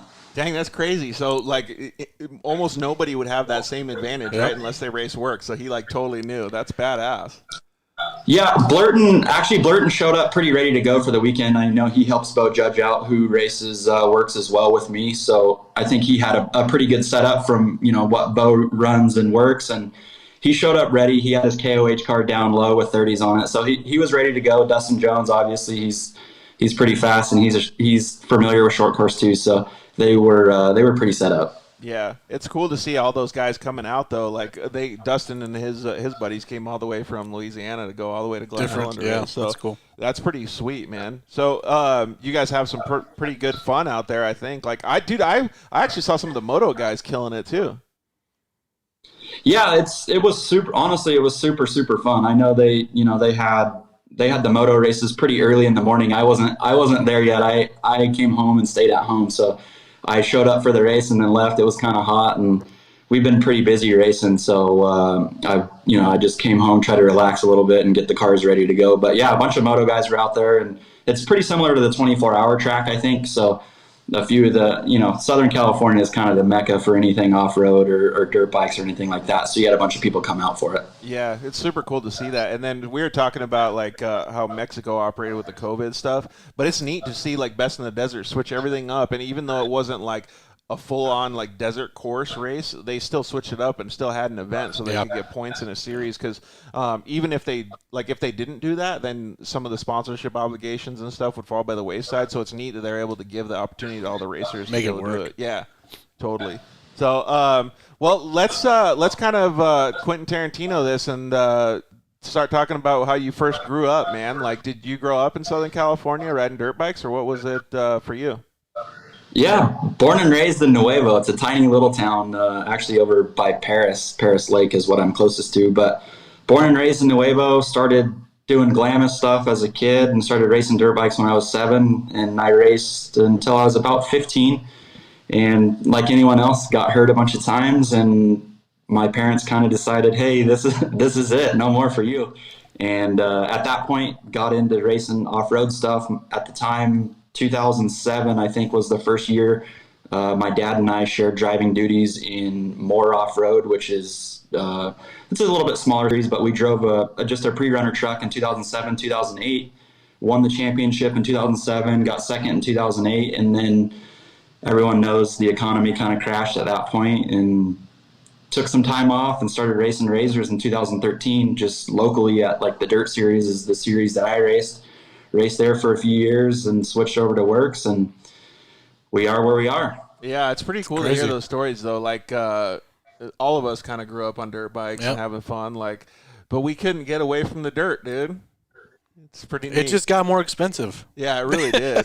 I mean, honestly, the razors are side-by-sides in general. I mean, I was fortunate enough to start in razor, and I've been in razors my entire side-by-side career. So, but to me, that's the closest thing you're going to get to a dirt bike. I'm a dirt bike kid, always have been, always will be. I'm not a kid anymore, but and I think I think you see that with our stuff. I mean, Corbin and I our suits look like moto gear. I mean, we do some stuff with TLD. Our dirt bike, our cars look like dirt bikes, and that's just aesthetically, that's how I wanted everything to look, and I think it kind of shows. Yeah. So now that you mentioned that, like, that's one of the subjects that I wanted to bring up. But well, two things. First of all, I love all the stuff that you guys do in design because it's like right up my alley. Like, I love that aesthetic, but it really does help when you can present yourself like that professionally, because it shows people how much you're willing to put into your program just by looking the part. You know, it just looks way better. Well, and plus, like, if you look better, it adds like 20 horsepower, so you're good. Like, I love that shirt, and look at that hat, dude. Yeah, dude. Clean. So, clean is fast, right? Clean is fast. Your car definitely goes faster when it's clean. So one of the guys that I raced against when I was growing up racing dirt bikes, like, I rode with Ricky Carmichael, but Nick Way was always someone that was around me, and he always was like way fresher than everybody else. Like, his gear was always crispy, like his bikes looked sweet. So I always took like I noted what he was doing and tried to like mimic his program. I could never do it because he was way cooler, but still I tried. Yeah, no, I mean, honestly, that was, I mean, I have Corbin who runs under me, kind of part of my team. We have the Best in Desert program, and then we both race Worcs together. And that was my big thing, is like, I wanted all the cars to be the same. I wanted the suits to be the same. Yeah. Like on a normal Worcs race, like, we may wear a different painted helmet and different color goggles, but literally everything else is identical. So that was kind of the big thing that I wanted to do this year. He's kind of raced under me the last few years, and cars have been a little bit different. And this year is kind of the first year we were able to put everything together and make it legit. And then obviously 2021, that's, we're going more that direction, doing the team thing. It's really cool to see, though, because that's like how moto is, right? Like, all the Troy Lee Designs guys look the same, all the factory Honda guys look the same, Yamaha guys. Like, it's really cool to see that come to fruition for your guys' team. What was the thought process behind that? Like, how'd you come up with it? Honestly, I just think the side-by-side industry in general is kind of lacking that a little bit, lacking like the big team style of things. And I think if it can go, closer to that, it helps the sponsors, it helps things look right. And actually, even Texplex is a series that we're probably going to be running next year. They're planning on doing like real pro pits and different things that's, closer to like what Lucas would be, or, even what you would see at a pro motocross or supercross, stuff like that. So for me, it was just, hey, no one's really done it yet, so let's try to be the first to kind of go in that direction. I mean, obviously, a semi and all of that stuff would be awesome, but it's just not quite there yet. But so the cars was the first thing that we could do, and then obviously suits and stuff like that. Sparko helped us out to get everything dialed in to where aesthetically it looked right, and Corbin and I could run the same thing. So it was just, it comes from moto. I mean, that's what I grew up doing, and that's where it all comes from. Do you still get to ride at all, or no? Yeah, I honestly need to stay away from it. Last time I rode was in Glamis, and that was, we're going on almost a year now. I crashed, broke my sternum, broke my back, got 3 plates and 16 screws in my chest, and I was off for quite a while. Ended up missing the last round of Worcs last year, which obviously hurt championship hopes and stuff like that. So not doing too much moto stuff anymore, just maybe 110s every now and again. Dude, these damn freaking two-wheelers, they'll bite you. Yeah, man, it's just, I love them, but it's kind of been the same thing for me. I've been hurt doing that, and the cage is nice when you tumble a car. you're usually able to walk away, in pretty decent shape. I mean, I've had a couple of things happen inside the car, and obviously everything's not foolproof, but you're definitely in a safer environment doing that. Yeah, exactly. We were talking about it at the beginning of the show. I'm a huge proponent of safety and stuff like that, so it's neat to be able to hear like the stories that other people go through. But man, side by sides are pretty freaking safe now, so it's cool. And plus moto guys, so all of us sitting here like can really like the new side by sides. Like I drove the Unicorn down the street the other day. I think I told you it was like brought me right back, dude. So do you get to ride mini bikes then? Yeah, actually, right next to my house, we got a mini Supercross 110 track that Corbin and then his brother Lincoln, they held a 110 race like, I don't know. I saw that. I saw that on social media. The Leverton Boys thing was next door to my house. So did you see that, Cody? I think we had like close to 1,000 people there. Is it the one with Twitch and stuff that was there? There was a bunch of big names. Like Buttery had a little video on it. It was cool though. Like they built a good track. Like the track was like pretty dicey. Like everybody could get pretty nasty on it. That's my kid's 50 track. He rides it every day. Dude, it's awesome. Sweet. That'd be so nice, dude. Yeah, well, we grew up in the dirt too, though. Yeah, that's pretty neat that you get to do that still. What 110 do you have? I don't even have one personally. I ride my nephews all the time. They live next door. So on one side of me is a 110 track. On the other side of me is where they live. So I just walk up and grab their bikes and go spin a few laps and then put it back dirty. That way I don't have to wash it. Give it back to them, make them wash it. That's perfect. Well, we kind of just talked about, like, I ordered a 110, by the way, at 2021, so I'll have mine pretty soon, too, so I can come over and battle with you. You got to come out. Yeah, I'm into it, dude. But going back to the UTV stuff, like, you were kind of at the beginning stages of the UTVs. Like, I think I started racing UTVs in 2015, like late 2014, and then I got my UTV, and then my first race was in 2015. But it sounds like you kind of knew where it was, like at the beginning. Like it sounded like you started a little bit earlier, huh? Yeah, so my first race was in a Polaris XP 900, and that was in 2013. And then I raced the first round of Dirt Series actually in kind of a sand car. It was my dad's play car is really what it was. And I got beat and banged around and ended up getting third at the first one. And then we were kind of like, hey, this is pretty fun. So we built a race car out of the car that he had at the time. And until 2016, I was always racing his cars.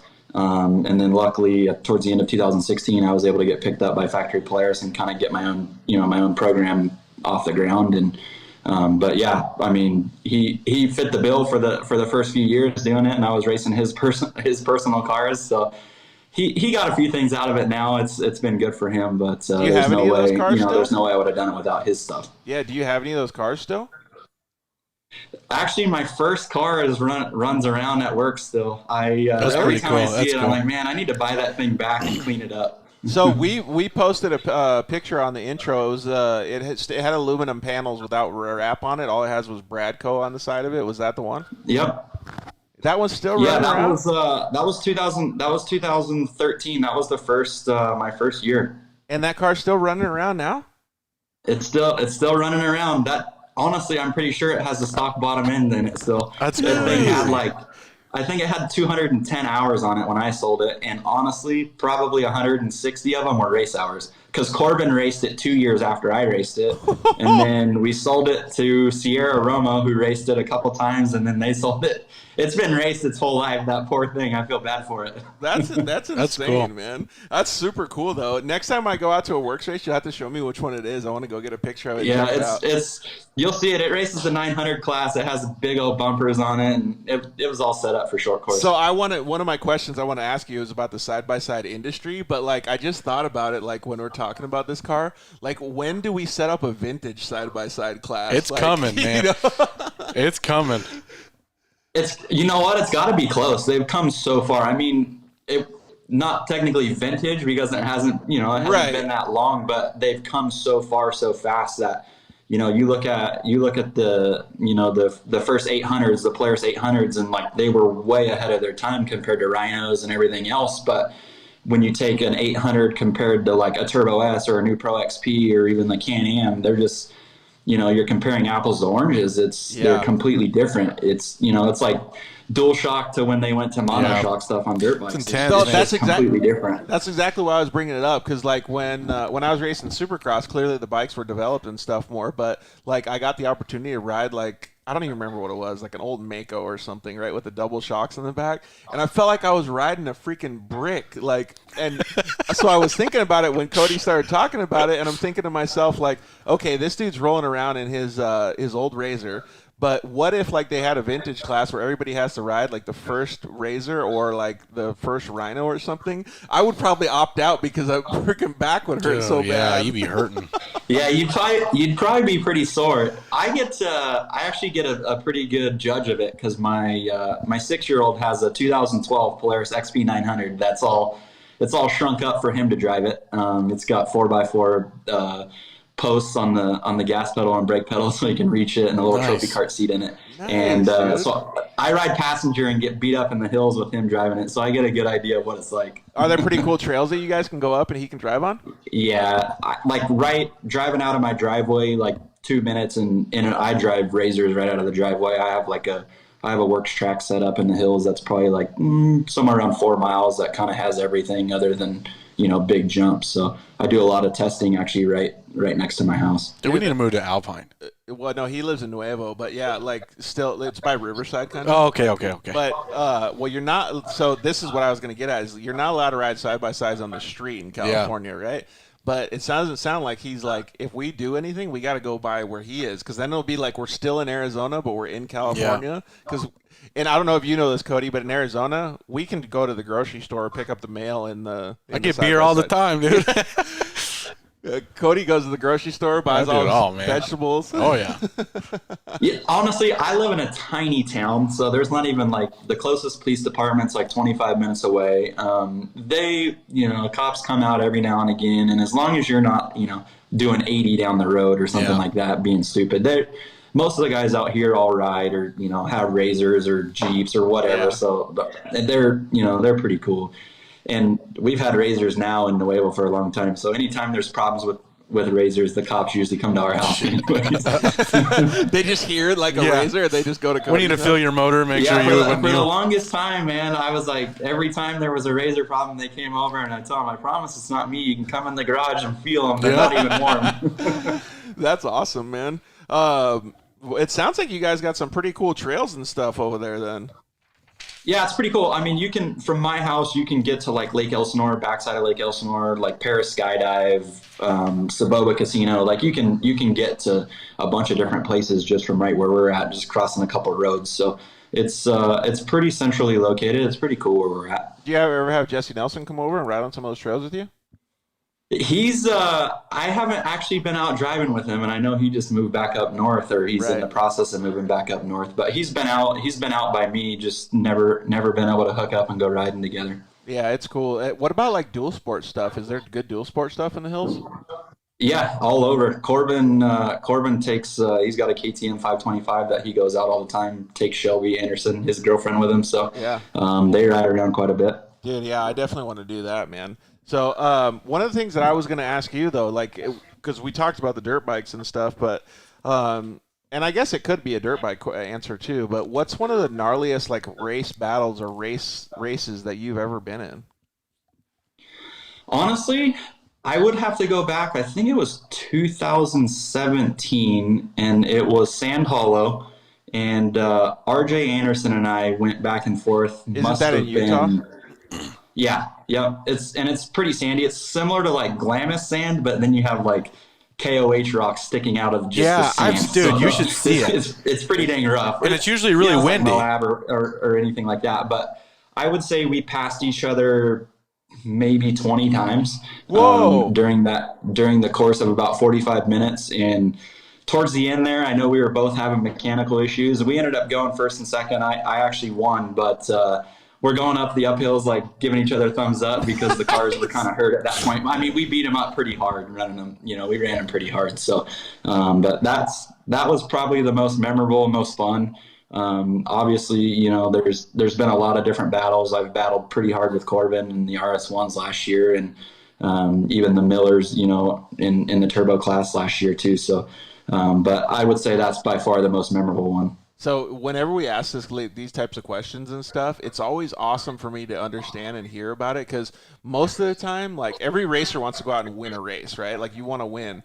But if you have a battle, that's the ones that you remember. Or if you're like dicing with somebody, or you come from the back and you pass people, like, those are the memorable ones. Like, you hardly ever remember the one where you whole shot and just win and it was boring, right?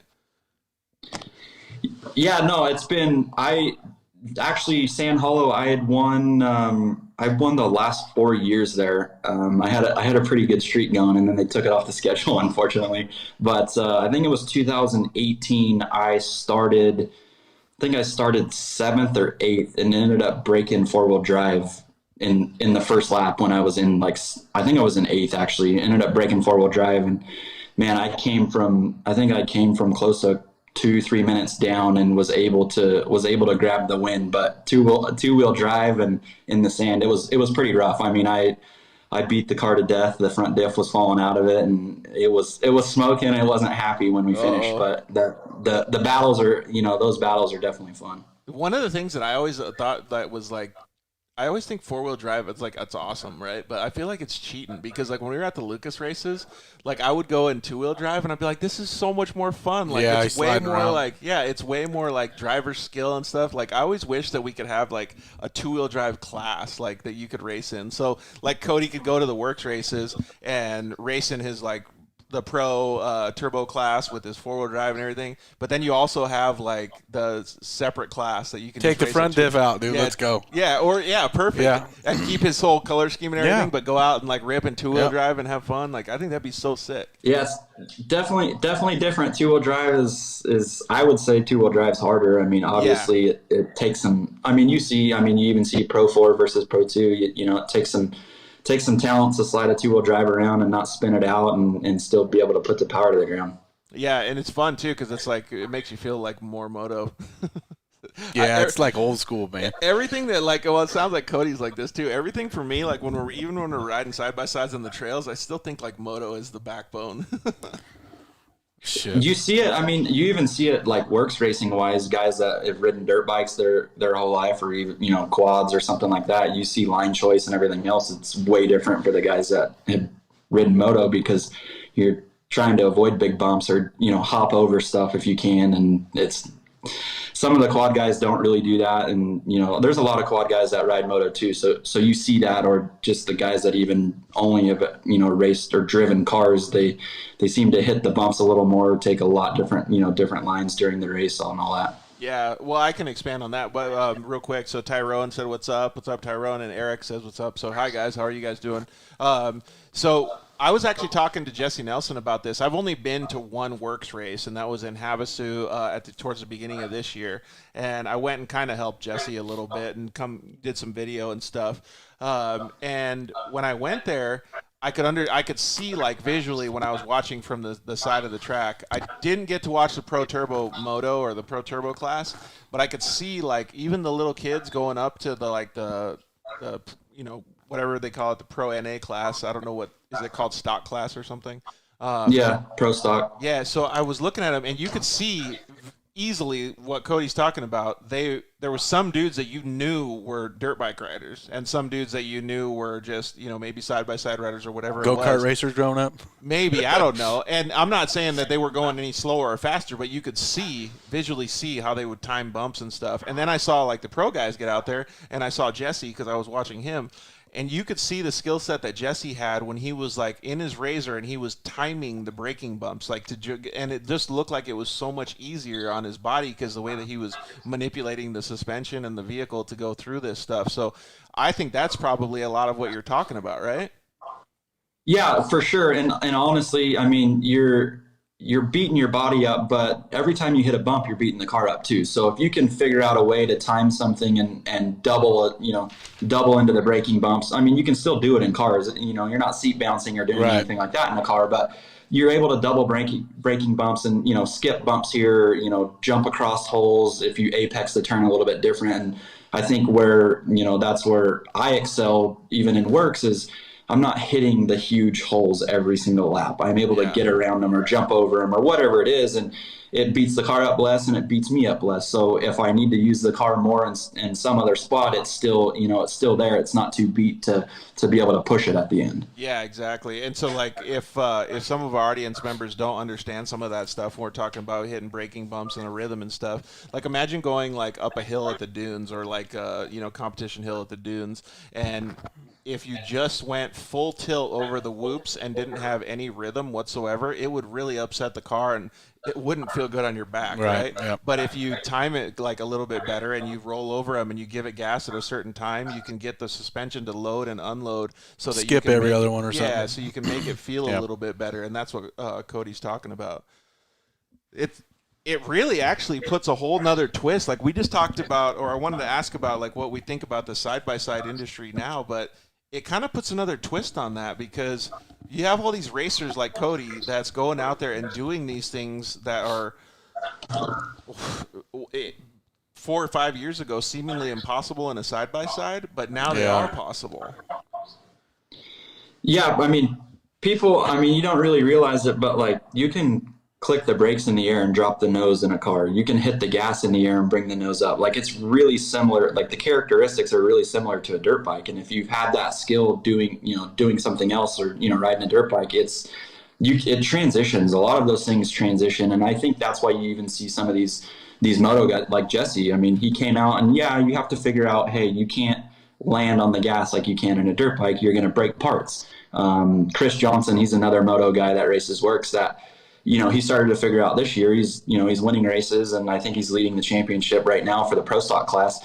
And he grew up racing motocross. It's a lot of those things transition. Line choice, like we had already talked about, a lot of that stuff transitions. How the car is going to react when you hit a bump. Those are things that you learn, at a young age, doing all these different sports or extreme sports, you could say.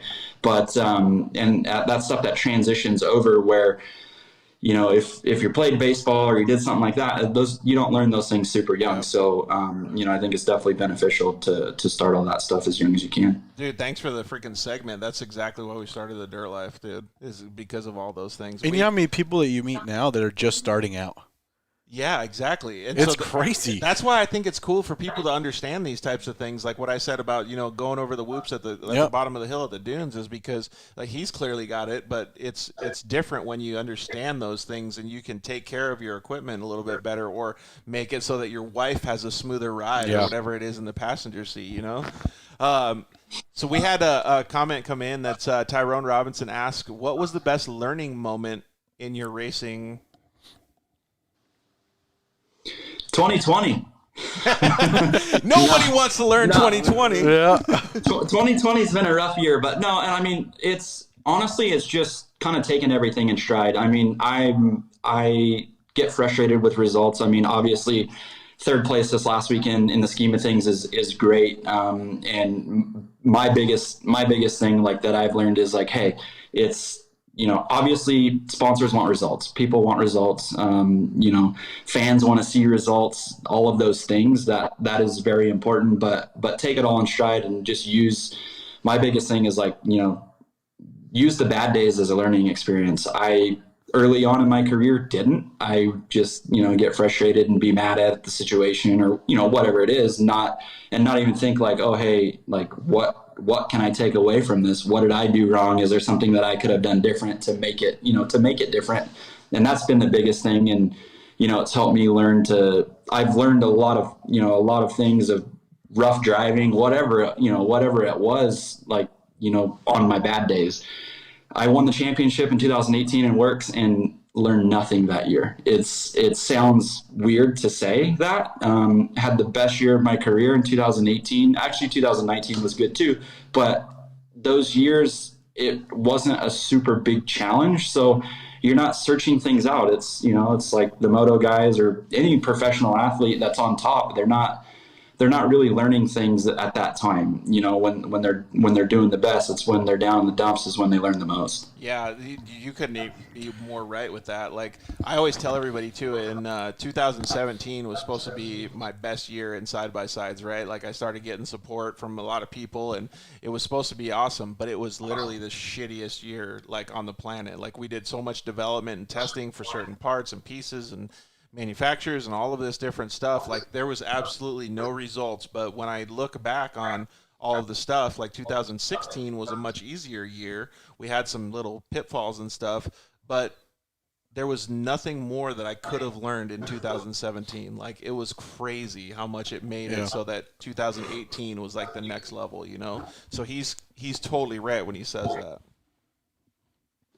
Yeah, and I mean, like, even this year, if you look at, you know, if you look at me from a result standpoint on result sheets, I mean, honestly, it's probably been my worst year as far as my career goes.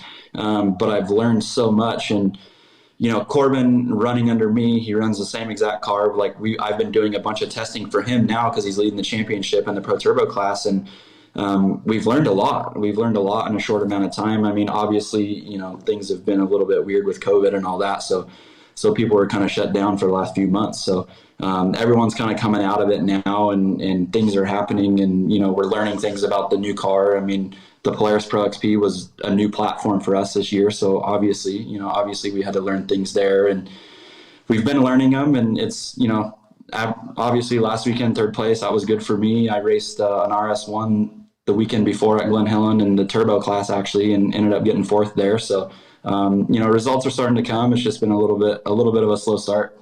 Yeah, but that's okay, though. Like you said, you're learning, and as long as you can, you don't get back to the truck, throw your helmet, get all pissed off, and just be, like, stale-minded, and you know. That was me in 13 and 14. What do you think? I had a lot of goggles that year. What do you think about Georgie and the RS1? Dude, honestly, well, you've driven it now, right? So you've gotten a good idea. They are so fun, and they're so tough. You can drive them so hard. Like, I raced the turbo class in Worcs in an RS1. Actually, my Pro Turbo is back east in Lake Charles, Louisiana. Oh, really? So it got hit by a hurricane, so I didn't have it for the last round. And I ended up racing my niece's RS1, which was kind of fun. I was eating my knees the whole time because it wasn't quite set up for me. But I only missed the podium in the Pro Turbo class by a couple seconds. So holy cow. They're pretty dang competitive. Obviously, you know, the turbos have a lot more power, and, you know, trying to get by a turbo when you don't have as much horsepower, you know, passing for position on the track is a little bit difficult. But man, they're really capable cars, and I didn't have ideal offset because we run 72-inch Pro XPs, and that one's only a 64, so I had some pretty narrow offset wheels, and so I think I was running, like, stock is what the width was. So I probably spent 50% of the race on 2 wheels, but they're fun. I mean, that was probably the most fun I've had all year racing, and it was in a car that I wasn't even used to. They're tough. You can pretty much do anything you want. Talk about moto. That's pretty much I know. Like, that's a dirt bike. So that's exactly what my questions were, because I didn't really want to race the UTV World Championship, and then Craig and I started talking about it, and I was like, let me call a few people, and they said the exact same thing as him. Like, dude, they're so fun. Yeah. Like, but yeah, Cody, so I've only had, like, maybe just under 20 minutes of drive time in it, so I haven't had a whole bunch of time in it yet. All I had to do was just go wide open down a couple big-ass bumpy straightaways, but I think when we do get to the UTV World Championship, if the track is better than what they're saying it's supposed to be, because it's supposed to be a shit box, and I'll say that, like, I'll say that. Yeah, like, I don't know. I'm not too sure. Unfortunately, I won't be there. Oh, man, really? Yeah, I actually have a wedding.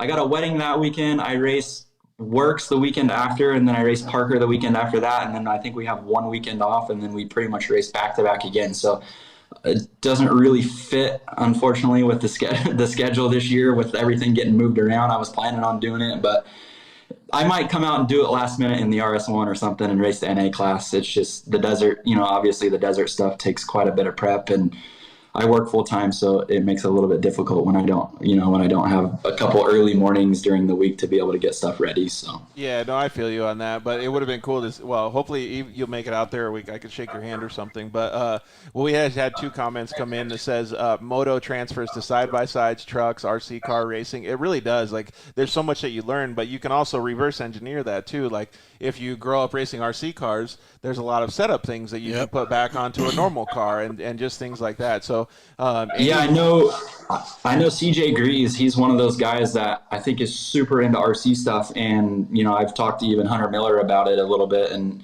he translates a bunch of what he learned in RCs in setting up his Pro 4. So those things translate. I mean, you have 4 wheels hitting bumps, and it translates. That's suspension setup, ride height, all of those things are things that you learn. I don't know. I try to take things in life, anything that I'm doing, I try to relate it to what I'm doing, professionally as far as racing. And there's a lot of things that you can learn from other aspects of, different sports or whatever it is. Yeah, well, and just life in general, I think. So Tyrone just commented winning at life. So that's the project that we're working on with Craig Scanlon's RS1. And I totally agree with that. And I think Cody obviously agrees with that too, because he's putting as much effort as he actually really can into this side-by-side stuff, and you can see it with the way that he presents his team and stuff.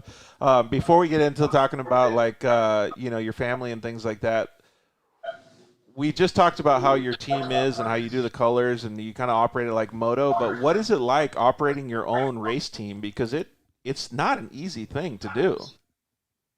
No, you know what? That's kind of, I mean, there's really not many teams as far as the side-by-side stuff goes. So it wasn't like I could, call up factory Honda or, at this, with what we're doing, call up factory Polaris and say, hey, I want to get a tryout for your team or whatever it is. It's, everyone kind of builds their own program, but for me, it works best that way. Honestly, I feel like the sponsors that I have now are the best in the industry with what we're doing. So it's kind of like, hey, I picked this piece. This is something that I want. I can pick this piece. Kind of like what Reed did with his own team when he was racing Supercross. Dude, I was just thinking he picked the same Honda. thing. He thought that was the best. He thought that was the best bike, and whatever parts that he was using, he thought those were the best parts. And that's kind of what I feel that we've been able to do is we have a really, really good package. I think our cars are, if not the best, some of the best. And, that's something that I take pride in. It really is cool. We got a few comments that just came in that said driving a snowmobile helps too. Well, who is that? John that says that? Yeah, Hubbards. Most of us, I don't think, since we live in the South, I don't think we really have that much snowmobile experience. I've never personally driven one. Me either. Yeah, and then Tyrone, this is actually a perfect segue because this is our next topic that I wanted to ask you about. Tyrone says, what do you do for a day job?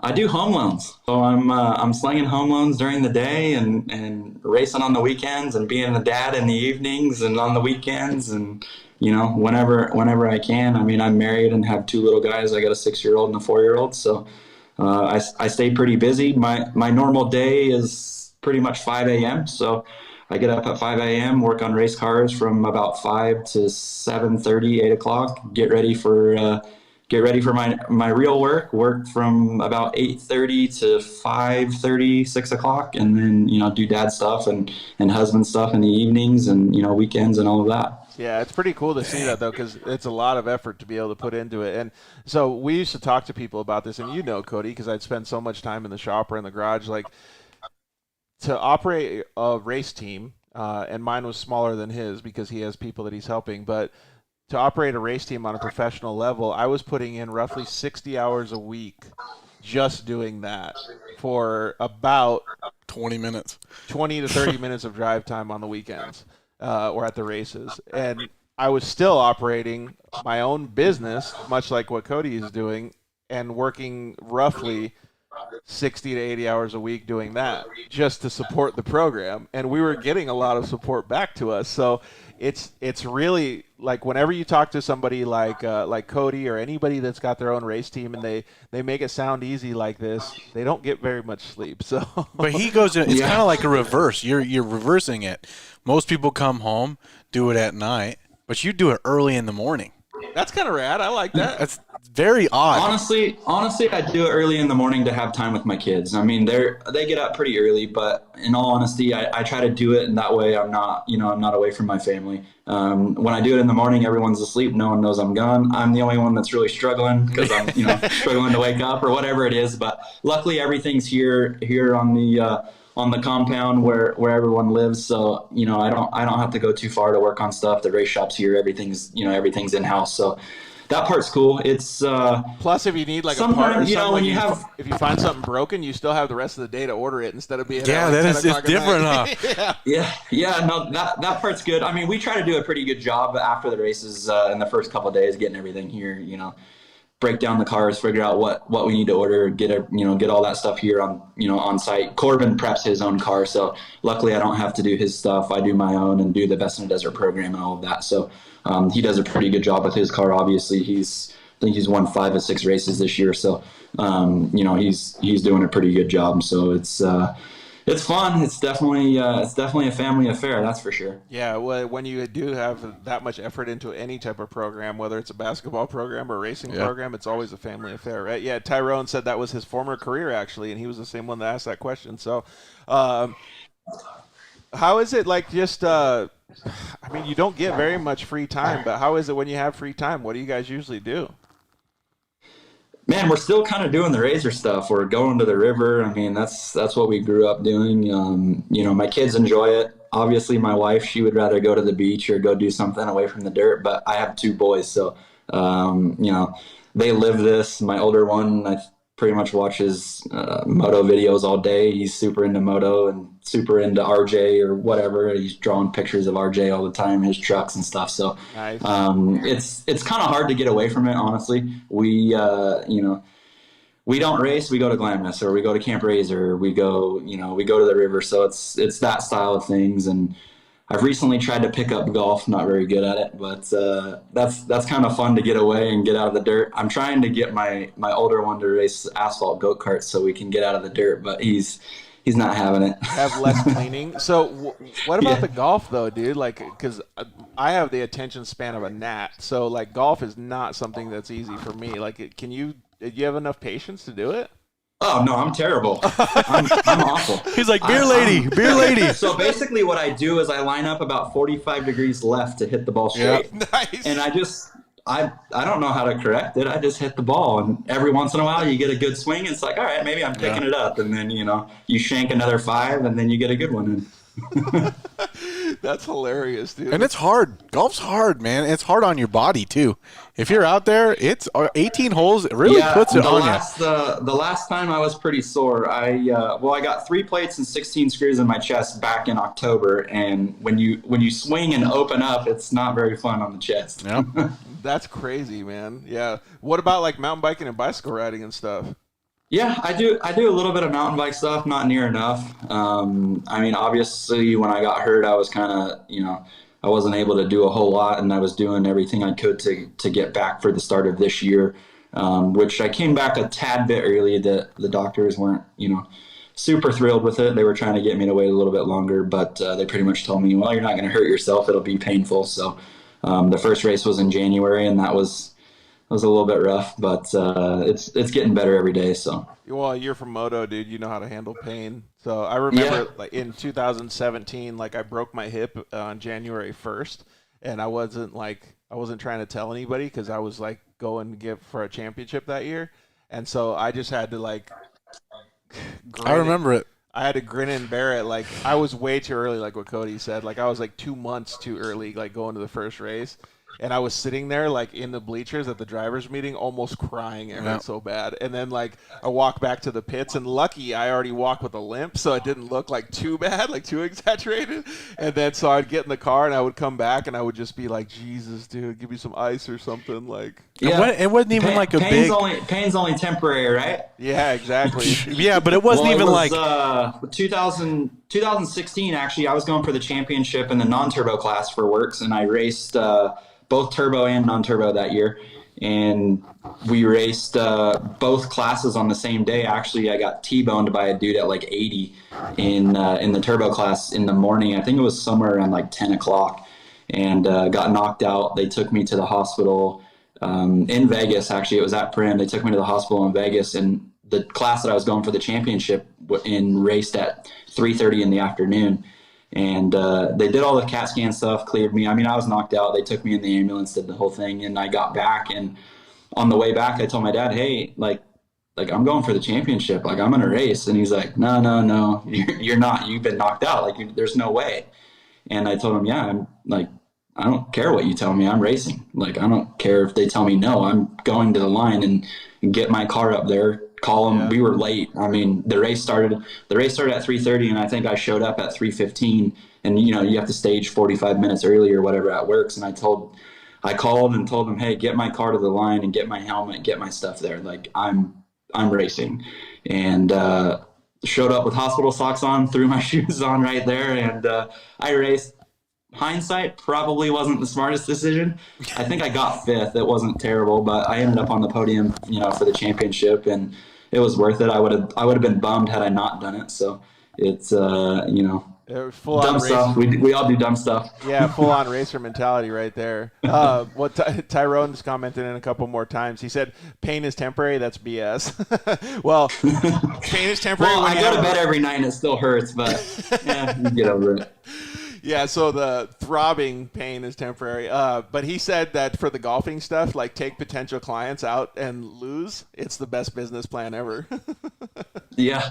That's kind of been the only reason I've been out golfing with, with a couple of guys from work, and it's fun. It's cool to do something else. I played basketball in high school, and I've done some of the ball sports stuff. Played ice hockey, done a few of those things. So I've been around regular sports, but man, it's always just come back to the extreme sports or, the dirt stuff, whatever, whether it be bicycles or, racing motorcycles or now side-by-sides. So I've never been able to get away from any of this. When do you think they're going to have pro mini bike riders, pro pit bike riders? Dude, I'm surprised it hasn't happened yet. It blows my mind. I know there's dudes that like shred on pit bikes super hard, but I'm waiting for them to come out with like teams of dudes. Oh, full on. Instead of like the full, big old 18-wheeler. Well, I saw like BBR, like they had like a good like a pro like squad or something, but it wasn't like pro status. Like, yeah, it's getting pretty crazy, and dudes are fast. Like, dudes go pretty fast. Corbin's little brother Lincoln, he's, I don't know what he is, 18 now, and he rips on a 110. Like,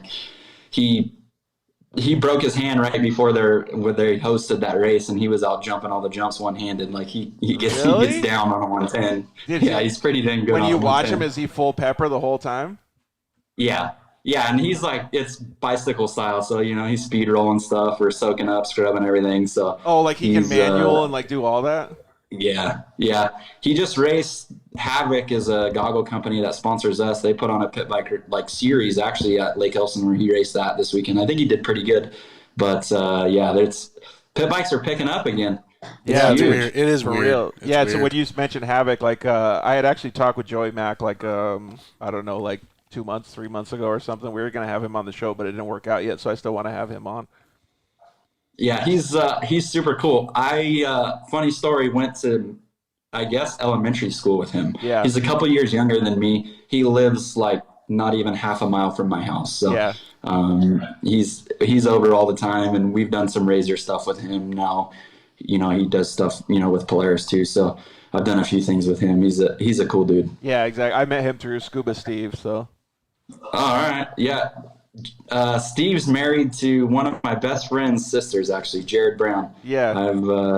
I went to kindergarten with him, so I've known him for a long, long time. Yep. It's like everybody in like the dirt crew or the like motocross stuff, like everybody knows everybody at some point. Like, it's pretty badass though. Yeah, it's a small world. That's why you got to be careful not to piss anyone off. It's a pretty small world. So don't fire anybody up too bad. Yeah, exactly. All exactly. Right. So before we got a rapid fire Q&A section for you, but before we get into that, you had already talked a little bit about your 2021 plans, but hopefully the COVID stuff like calms down a little bit. But what's going on with your program and with the racing team for 2021? So for us, it's really looking like Texplex is going to be a go. I mean, obviously I haven't signed contracts and stuff like that yet, but that's kind of where things are leaning towards.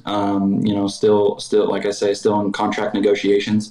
Actually, Corbin and I, we'll be teaming up again, doing the same thing. Not really sure in what capacity we'll be racing there, whether it be 2 classes, non-turbo and turbo. They have 2 pro classes, so not really sure on specifics yet as far as that goes, but that's kind of what it's looking like. We've raced a couple times there this year, just really to get our feet wet. I didn't want to show up out there in 2021 and get my butt kicked. So, setup's a little bit different. We got to learn a couple things, tire choice and, suspension setup, stuff like that. So, that's what it's looking like. And, a lot of the same customers as far as sponsorship goes, we'll be back, and, we'll obviously add a couple new ones and, change some stuff over. So I'm excited. I'm excited to get to 2021. Texas, it doesn't seem like COVID really matters there. I don't know that they even missed any races this year. So excited to go over there for sure. When I saw you over there, it was awesome. Like, everybody was just out having a good time.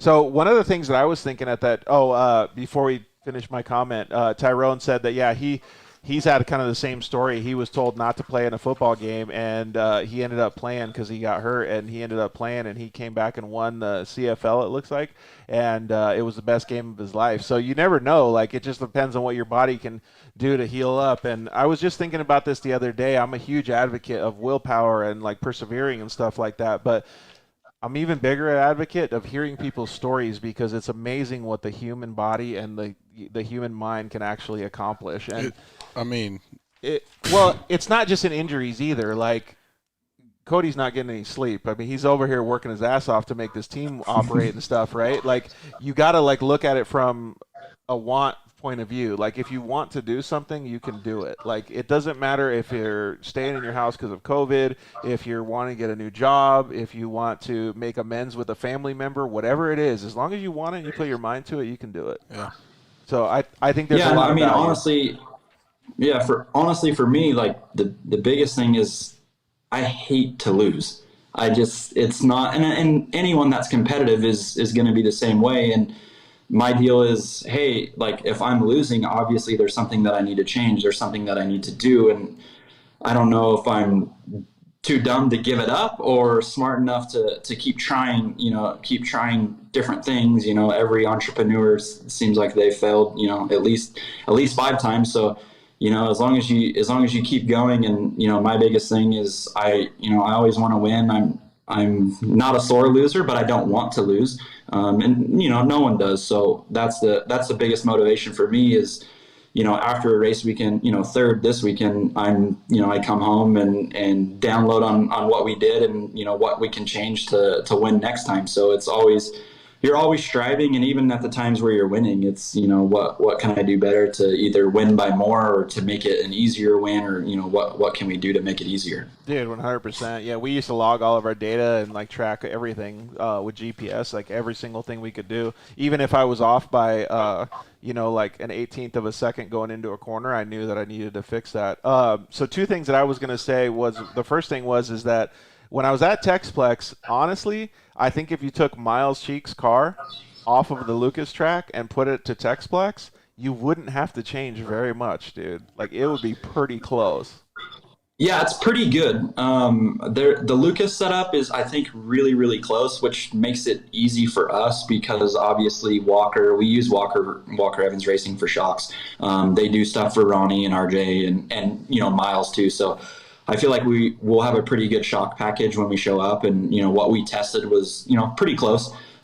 Tires, we were working on some stuff with Tensor, to get some tires that are more suited for that, and so the setup thing is really close. Miles's car obviously will rip there. Our Ronnie actually went and did pretty well right off the bat too. So I think we'll be able to take some pieces from the Lucas setup, and I think there's a couple changes. The tracks are a little bit smaller, so maybe a little bit narrower cars might be a little better there. So we're still trying to do a little bit of testing and figure a few things out. Dude, I love all the freaking thought process that he has going into this. So when I went to Texplex, I remember, and Elliot Cook is one of my friends, and I love seeing him and his Honda out there. But he was racing a Honda Turbo against Cody and his Polaris Turbo, and they got in, like, both of them have motocross backgrounds, and you could see him getting, like, this motocross dogfight on the track, right? And I was actually videotaping, and I don't know if Cody, if you saw it, but I posted on social media. It was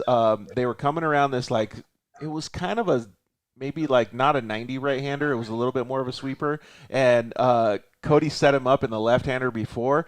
And, dude, you could see both of them full moto, like, not letting up, and Cody just barely edged him into this little roller section. It was one of the sickest passes that I saw the whole weekend. You posted that. It was awesome. Did you post that or something? That's the cool thing about Texplex. I mean, their racing is so good. It really the is. Back and forth, and you don't have to bump and bang, really. I mean, obviously you're going to put a bumper or nerf on someone at some point, but it's really open to where you can slide up inside of someone and get by them and not have to just clean their car out to do it. That's the thing that I like the most about that place. I still think for that Talladega turn that they had kind of on the inside or downside of the track, they had this big bowl turn. They had a huge bowl turn. I mean, it almost looks like the size of going like a sand dune bowl. Like, it's massive. You just slide around it. Everybody took the same line. Like, unless you fucked up and you, like, went outside or something, everybody took the same line. So I think they should supercross it and, like, put, like, a little, like, couple bumps on the rolling bumps on the inside so people got to go up towards the top of the, like, bowl. Like, because how much more fun is it when you're at the dunes and you crest the top of the bowl and just throw some sand off the top of it? Like, and you could get the racers to do that where you have separate lines. It'd be sick. Well, hey, if they're watching, they'll probably do it. I know Corbin and I told them, hey, put a Joker lane in for the main event. Yeah. And that was the first time we were there. And, dude, they had it cut in the next day for the That's pretty cool. Dude, we're going to have to give Scott Champion a call and let him know, dude. They're pretty cool about doing stuff like that. And that's the way that they run it to moto formats, like dirt bike races and stuff. Yeah. It's sick, dude. Like, Changes it up. Yeah, I actually have, for the Unicorn, I have some short course tires that I've ordered to go to Texplex. Yeah, you're going to go, huh? I don't know, man. We'll see. Maybe I'll have Cody pick up You'll come out and check out one of our cars. You're more than welcome anytime. Okay. We're planning on going and maybe leaving some stuff there. So okay, we'll that'll see. be cool, man. Well, I would love to go back out, whether it's just to hang out and eat with everybody and hang out, then it'll be cool. But so we still have this rapid fire to get into. But Tyrone said, what advice would you give to a young gun that is trying to get into the sport? I get this question quite a bit, honestly. Really? For me, my biggest thing is, like, stay true to yourself. I mean, there's a lot of people out there. I mean, Instagram is crazy. It's been a super useful tool for me, but it's also been, like, terrible in the fact that I feel like there's just a lot of people out there that are, give me. My biggest thing is, like, focus on your racing. You're not going to get the exposure, or when I say exposure, you're not going to get, like, the long-term exposure just only doing social media stuff. In my opinion, you need to build a base, and I feel like that's what I've done really well is the social media stuff, and I'm still terrible at it. I don't do enough. I need to do more, which, who has it all figured out? I don't know. There's a couple people, but not many. But I feel like results is a good base. Like, you just focus on your racing, focus on getting your car right, focus on, presenting yourself in a way that, Polaris or Tensor or Method, some of these sponsors like that I have, that they'll look at it and say, okay, yeah, this kid brings value. Or no, this guy over here, like, he's more worried about having a good time, or, not really focused on the results. And there, there's people that do it without getting results. But for me, I don't come from a background of off-road racing. My dad he rode dirt bikes in the hills and stuff, but never raced anything. I'm first generation. So for me, it was like, hey, results is like where it's at. And he instilled it into me, hey, we're not going to do this. Like, if you're not going to take it serious and be competitive, like, we'll go play, we'll go to the dunes, or go, go do that. I think that's the biggest thing is, like, obviously you're not going to win everything, and it's frustrating when you don't. When you're at that level, it's hard to stay motivated and want to keep winning, or, if you're not winning, try to get to that point. But I think that's the biggest thing is focus on your racing, focus on your craft, and learn how to go fast. Watch watch pros, watch videos of people. I mean, I'm going to be honest with you, RJ's younger than me, and I watch videos of RJ. Like, just on YouTube, just learn how people do things. And it's you can take something from everyone. And if you look at my driving, you probably see, certain aspects of other people. And like Corbin, my nephew, I mean, he's grown up with me. We've driven a ton. Like if I watch him, it's like, oh yeah, he's taking the exact same thing that I would do. That's the biggest thing for me, is just focus on yourself and focus on getting good before trying to go after everyone else. I just feel like long term, that's the best sustainable way to keep a career going. Yeah, I agree with every single thing that he said. I would add on to it a little bit though too, Tyrone, and tell you that like, if it's a young gun, and I guess it's the age that we're talking about. If it's a real young gun, like a kid, make sure that they're having fun first. Like if they don't want to be there and they want to go play with their friends or they want to play basketball or something, just let them do that. Like make sure that they're having fun first. And then if they show the drive, like what Cody's talking about, and they show the want to win, and they start showing the ambition to be able to do these things, then make sure that you're doing exactly like what Cody said and focusing on what their end goals are. Make sure that you break it down into milestones so that they can achieve little things as well on the way. Yeah, and in all honesty, I mean, I don't know that just racing from a super young age is like necessarily the best way to do it. You face burnout or whatever. I mean, I think I was 24 my first side-by-side race. Like that's old in terms of things, but I had always, I'd grown up, I'd ridden dirt bikes, I'd driven dune buggies and done those things, in the dunes, just from a desert aspect, but never really raced any four-wheeled stuff. And like I say, I think I was 24 is what I was. And man, like I've come a long way in a short period of time, but I took a lot of things that I learned along the way, just not from racing, just from other things that I don't know that racing. I mean, people ask me all the time. My son's 6 years old. He drives razors. He rides dirt bikes, and they ask me all the time, "Hey, when is he going to race? Hey, when is he going to race?" And it's just one of those things where it's like I'm not really pushing him to do that yet. Is it fun for me still? Yes, it's still fun for me. But I'm ultra competitive, and I want to win. And like it's fun when I'm winning. It's not super fun when I'm not. So I don't really want to force him into that yet. I just want him to go ride and go play and go have fun. And at the point where he's really beaten down the door and I think he's ready, then it'll be time for him to do it. Yeah, exactly. And we had this conversation can go on for freaking days because it really leads you into all this stuff. Like John just commented in saying, what about sponsorship and stuff?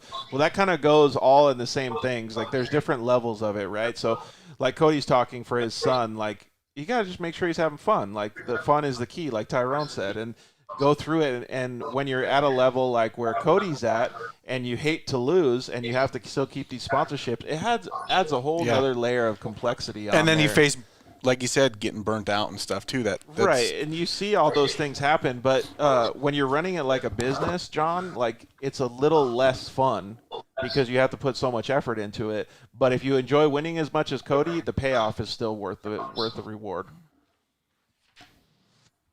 All right. Yeah, for sure. I mean, obviously sponsors put pressure on you, but it's a little bit different. I mean, it's good pressure to have. It's when you don't have sponsors, you have the pressure of, oh, I need to do good so I can get sponsors. When you have sponsors, it's I need to do good so I can keep sponsors. So there's always the pressure there. I mean, it's one of those. It's the industry. I mean, it's like any job. I mean, you want to do good at your job. I think any red-blooded American or any human being, period, wants to be good at what they do, no matter what it is, and I think that's what keeps everyone, keeps them going every day. Yeah, exactly. The drive that keeps people going. All right, so man, we've been talking about this stuff for a while now. You ready for your rapid fire Q&A?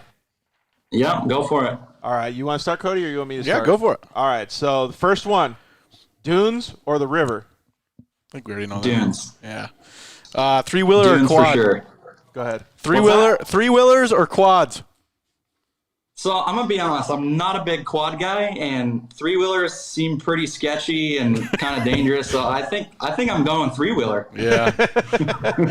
I thought you were gonna go with like option B. Can I minus one more wheel and just go two-wheeling? The big fat tire, the fat cats. But I wanted to keep it right. Yeah, exactly. Dude, have you seen some of those new three-wheelers that they're doing? They have it's like 450s. It's a 450F, but then they add an axle. Pretty squirrely. Dude, I'm not sure I'd hop on awesome. You rode one? No, I want to ride one. No way, dude. Oh my, No that thing is freaking so way. badass. No way. Dude, come on. You would kill yourself. Oh, that'd be dude, so much fun. Wear like a blow up bubble suit or something. I grew up on three-wheelers, man. I'm all about that. Not a huge fan. Oh my God. Barsha or Webb? Cooper Webb for sure. I gotta go with Cooper Webb. I feel like it's because of the racecraft. Is that why? Yeah, he's just, to me, he's a guy that, I mean, style-wise, I like the style more, and he just hates to lose. That's, I mean, he's cocky, but you kind of have to be, I think, in that sport. I mean, it's just one of those things where you're trying to get in people's heads, so, and he's good at it. I think I'm going to drop down to Uggs or Crocs. Oh, okay. Because that's my jam. You want me to, what, are you on that one? Well, No. let's keep going then. All right, so you're going to do, what's your favorite food? Favorite food, tacos. Yes. I know you guys were you were talking about it with Kristen earlier. I was watching the show. I just had some in the Tacos halftime. are definitely my number one. Yeah, I got us tacos before the show tonight, so we'll bring them in the studio. Little Smokies or pizza rolls? Pizza rolls. Dude, we began. RJ picked pizza rolls too. RJ Anderson was on last week. I don't know if you got to see that, but he picked pizza rolls too. Yeah, pizza rolls. That's where it's at. Especially with the kids, right? Yeah, well, you just throw them in there. You can have some, and then they have dinner. Yeah, but no matter what happens, you burn the shit out of the roof of your mouth. That doesn't matter how long you let them cool off for. It still jacks you up. It like makes that little noise. They're so good, you don't want to wait. I know. Favorite soda? Sprite. Oh, Sprite. See, I don't even drink soda. Sprite or Cactus Cooler? Oh, dude, I forgot about Cactus Cooler. Cactus Cooler is so good. Yeah, it's pretty good. If you could have one superpower, what would it be? Ooh. Honestly, I think flying. Dude, I knew it. I was going to say I think that would be it. I think that would be pretty cool. Get a bird's eye view of everything. Oh, dude, you landed on your question, your favorite question. Dude, Uggs or Crocs? Be straight up. I'm going to be completely honest with you. I have a pair of Uggs in the garage, so I'm definitely going Uggs. Yeah, what are we talking about now? Dude. He just doesn't understand. He doesn't understand, man. This is my preferred shoe choice, which we're gonna get into. We're gonna get into Craig Scanlon a little bit because Kristen said he doesn't like flip flops. So summertime, my work boots in the garage are flip flops. Nice. Wintertime, my work boots in the garage are Uggs. Yeah. So that's it. I got two choices. I have to wear dress shoes during the week for work. So. Oh yeah, dude, Uggs are where it's at. I gotta try to get the Uggs and the flip flops in there when I can. Dude, Cody's obsessed with Uggs. Like he's gonna go through one pair a season at the dunes. Yeah. So he's starting to They go. get pretty destroyed. Yeah. Yeah, exactly. Go to the fire and all that. So he's getting ready to go to the dunes on Wednesday. So he's probably like all stoked because he's breaking in his new Uggs. No, I can't wear them just yet. This is too warm for that. But I will have flip flops on the whole time. It might be a little bit hot for the Uggs this weekend. Yeah, not happening. Well, you kind of already answered this, but most memorable race. Yeah, like I say, it's got to be the one with RJ. That one, I mean, obviously that was the most fun battle-wise. 2018, the last round of Worcs was when I won the championship, and the race was terrible. Lost brakes, had some issues, but honestly just kept going the whole time and was able to beat Hagsma for the championship. He actually finished right behind me, and I think I won by 7 points. And like as far as a memorable race, when I crossed the finish line, I didn't really know where he was. I knew I was in front of him, and I knew I had enough points to make it happen. So that was huge. That was a pretty cool experience. I had finished third the 3 years prior to that. So to finally make it happen in 18 was a pretty cool experience. Dude, that's cool. Crazy. Like how gratifying is that when you cross the finish line, right? What's the next one, Cody? Favorite flavor of ice cream? Cookie dough. Ooh, that's a good one. I can go for a cookie dough blizzard from DQ at any point. Yeah. What would you pick right now, Cody? With your favorite flavor? It's either that or it's gonna be sherbet. Really? Yeah, I'm a sherbet guy. Sherbet might be kind of better in the heat though too.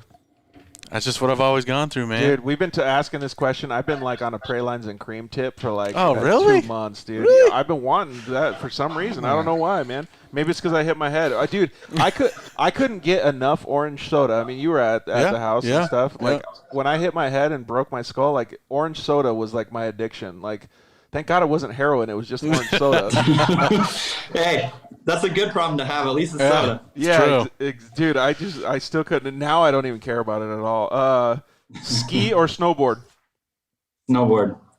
Yep. I'm a little bit later generation, so I think I skied one time when I was a kid, and then got on a snowboard when they were the size of about a regular skateboard. So I've been snowboarding for a while. Oh, right on.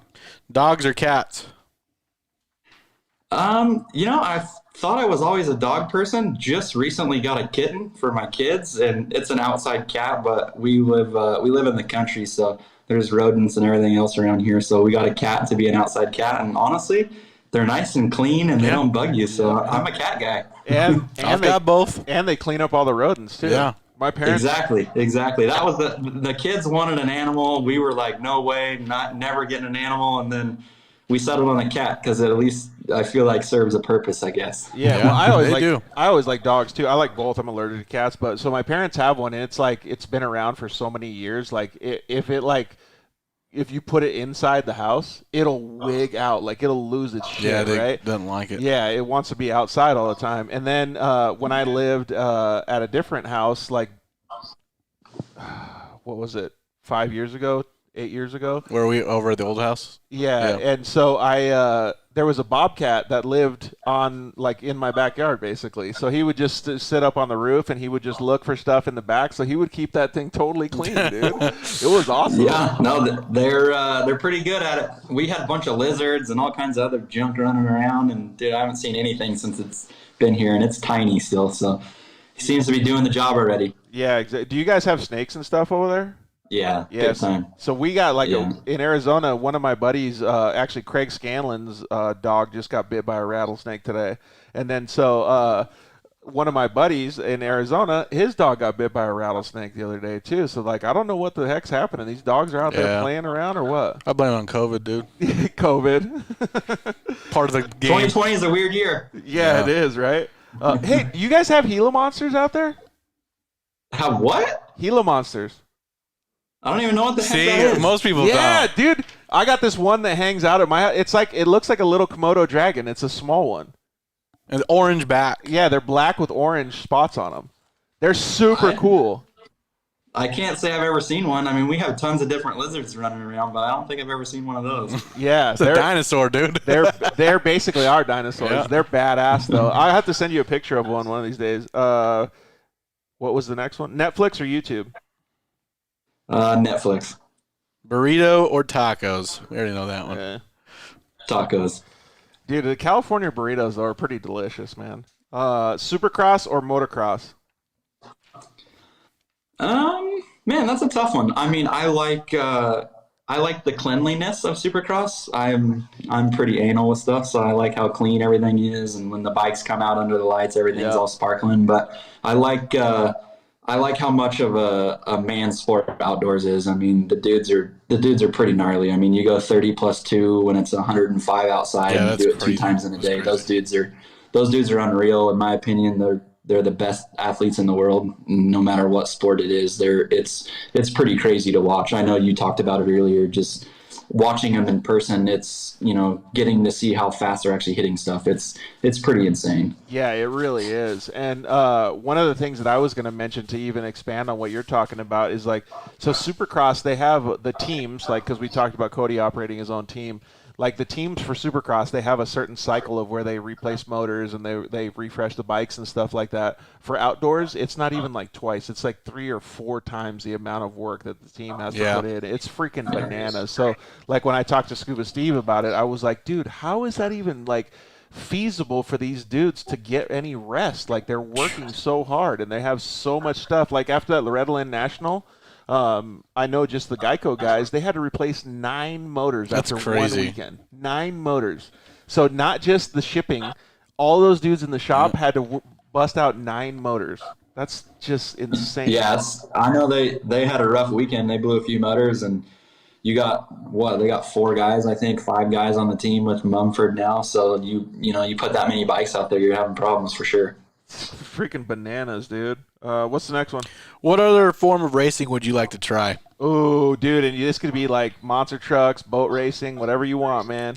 Scooters. So honestly, if I had anything, if I could pick anything, it would be F1. I mean, that stuff is insane.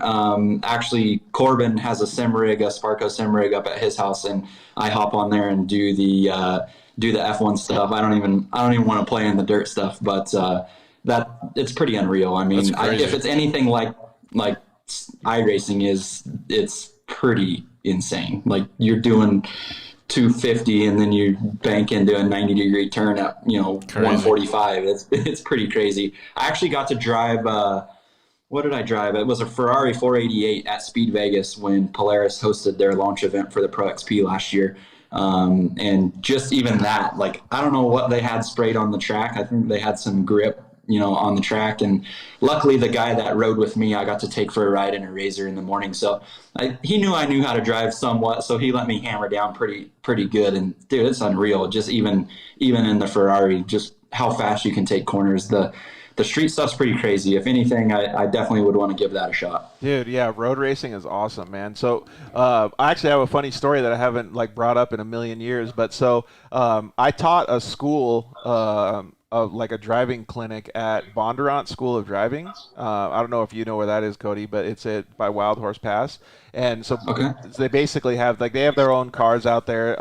At the time, they had a bunch of Z06 Corvettes, and I think they moved to Dodge Vipers. But I got to bring out a Yamaha YXZ, or a side-by-side. They had a Polaris deal too, but and I got to show all the instructors how to drive a side-by-side on pavement. It was really cool, to see, because they were interested in seeing the difference in how you drive because they would take a pavement car skill set and go get in the side-by-sides, and they would teach people rudimentary skills in a side-by-side on a street course. And then we would go and show them more of an elevated style of driving in an off-road car, but we were still on a street course. It was phenomenal to see those guys, because it's a totally different wheel set, or whatever you want to call it, skill set behind the wheel for those guys, because they had absolutely no idea what you do with the clutch, what you do with your brake. Mm-hmm. They are so tuned in at this road racing stuff. It's crazy how much different it is, and it was really neat to see them, even the instructors, progress throughout the weekend or throughout the day, because they would learn little things, and then they would show me stuff in the street cars, and I'd be like, whoa, this is crazy. Totally different. Because them going into corners and the way that they would carry speed blew my mind. I couldn't figure it out, and then we both learned off each other and were able to figure out the different techniques. It was badass. Yeah, that was the hardest thing for me. Even when I drove it, it's I'm coming into this turn and we're doing 120, and I'm at some point I need to slow down, and he keeps telling me, stay on the gas, stay on the gas, stay on the gas, and then all of a sudden it's all right, brake hard. And in a RZR or a side by side, when you're in the dirt, I'm so used to the dirt stuff. It's no way, if I brake that late, I'm sliding right through the turn. There ain't no way I'm making that turn. Or, there with big old brakes, and, obviously you have a little more traction on the pavement. Yeah. You can slow down way later and, get on the brakes way later. So it's definitely different for sure. Yeah, it's super different. John commented in and said PJ1 actually makes a track compound. I didn't know that. Neither did I. That's crazy. All right, final question of the night, man. This is a profiling question as well, too. So, chips and guacamole or French fries and ketchup? Chips and guacamole. Winner, winner, winner. Sweet, dude. Yeah, you win with tacos and chips and guacamole, dude. That's for sure. Yeah. Well, the town that I'm from is Nuevo, right? Yep. So there's, I think, 3 restaurants in this little town, and they're all Mexican restaurants. So that's my kind of town right there. That's what I grew up on. That's where it's at. So Shelby came on the show, and she was talking about Ancho's in Riverside. And last time when I went to pick up the RS1 from Craig, my dad and I got to stop at Ancho's and eat over there. And I talked with RJ a little bit about it, and I was like, I didn't really care for the tacos that much. They weren't good. But he goes, yeah, dude. But how many freaking tortillas did you eat? I was like, so many, because they're these puffy little tortillas. good. I was like, dude. There's over by me. There's Los Vaqueros, and they're the same way. They homemade tortillas. They're unreal. So dude, you can definitely fill yourself up on those. There's only like chips and guacamole is one of the all time, but when you can get homemade tortillas, that's sometimes like, dude, that's like next level, man. All right, well, thanks for hanging out with us, dude, and talking shop. I really appreciate it, man. Yeah, no problem. I appreciate you guys having me on. Thank you very much. Yeah, man. Good to meet you. I know you got a lot of Worcs races to go to, and obviously Best in the Desert stuff happening in the next few months here. I hope to see you at the races, but if I don't, go out there and kick some ass, bud. We're really rooting for you. All right, we'll do. Good luck to you too. Thank you. Bud. See ya. See ya. All right, bye.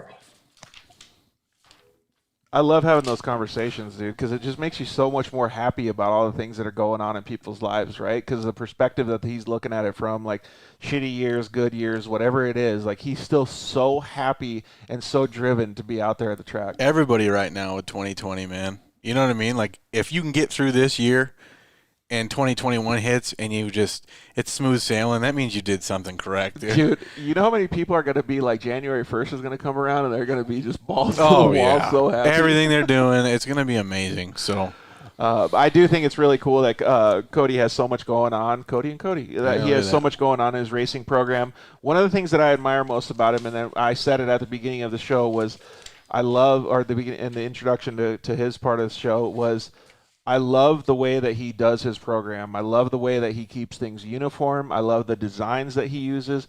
Every single little thing, and he said he was anal, but it all requires a lot of effort. And, you and I have talked about this before. How much effort you put in is how much reward you get back, right? And he's doing that. He's unbeknownst to him, he's changing, just like we did at the first start of the side-by-side stuff. He's changing the future of the side-by-side racing community in the industry. He's showing more like motocross is. Like, I can promise you that within a few years here, maybe 5 years or so, there will be factory side-by-side teams. Oh, yeah. There will be semis. There will be.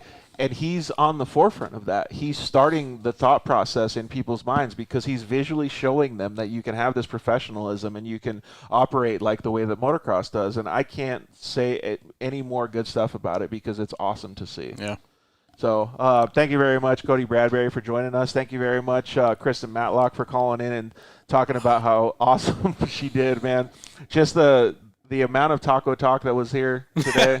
I'm hungry again. Phenomenal. So thank you very much. And we missed a couple topics that Cadence talked about too. So Cadence Cowan commented in while Kristen was here before we could answer her question. She said she also beat all of the turbos in her class and won multiple championships in a normally aspirated car. Awesome. It must be girl power. It must be. So I think it's just driving experience, Cadence. You're a girl and you kick ass, and so I would definitely focus on that. But you're just a badass driver, so rest on that. You're just a really good driver, and you can beat all the boys, right? So thank you very much to everybody who called in and who chimed in and hung out with us tonight. It was really awesome.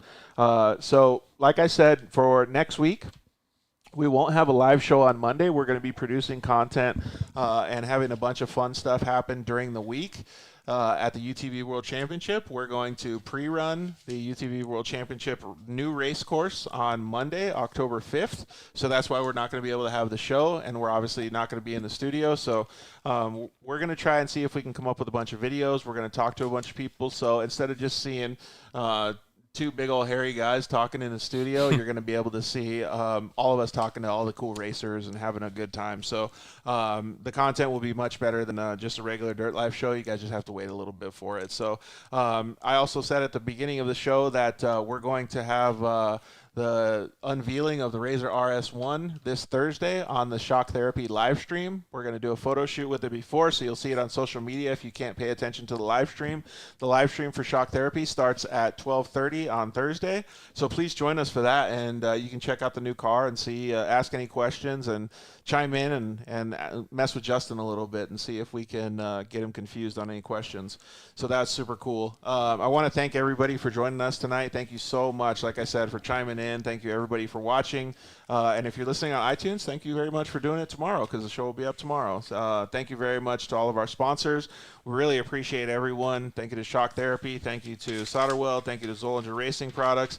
Thank you to KMC Wheels. We really appreciate everybody. You can use the code DIRTLIFE on those guys' websites to save a whole bunch of money, or just give them a call if you're old school and you want to hang out with them and on the phone and ask them questions, because they can definitely help you out. Just tell them the Dirt Life sent you.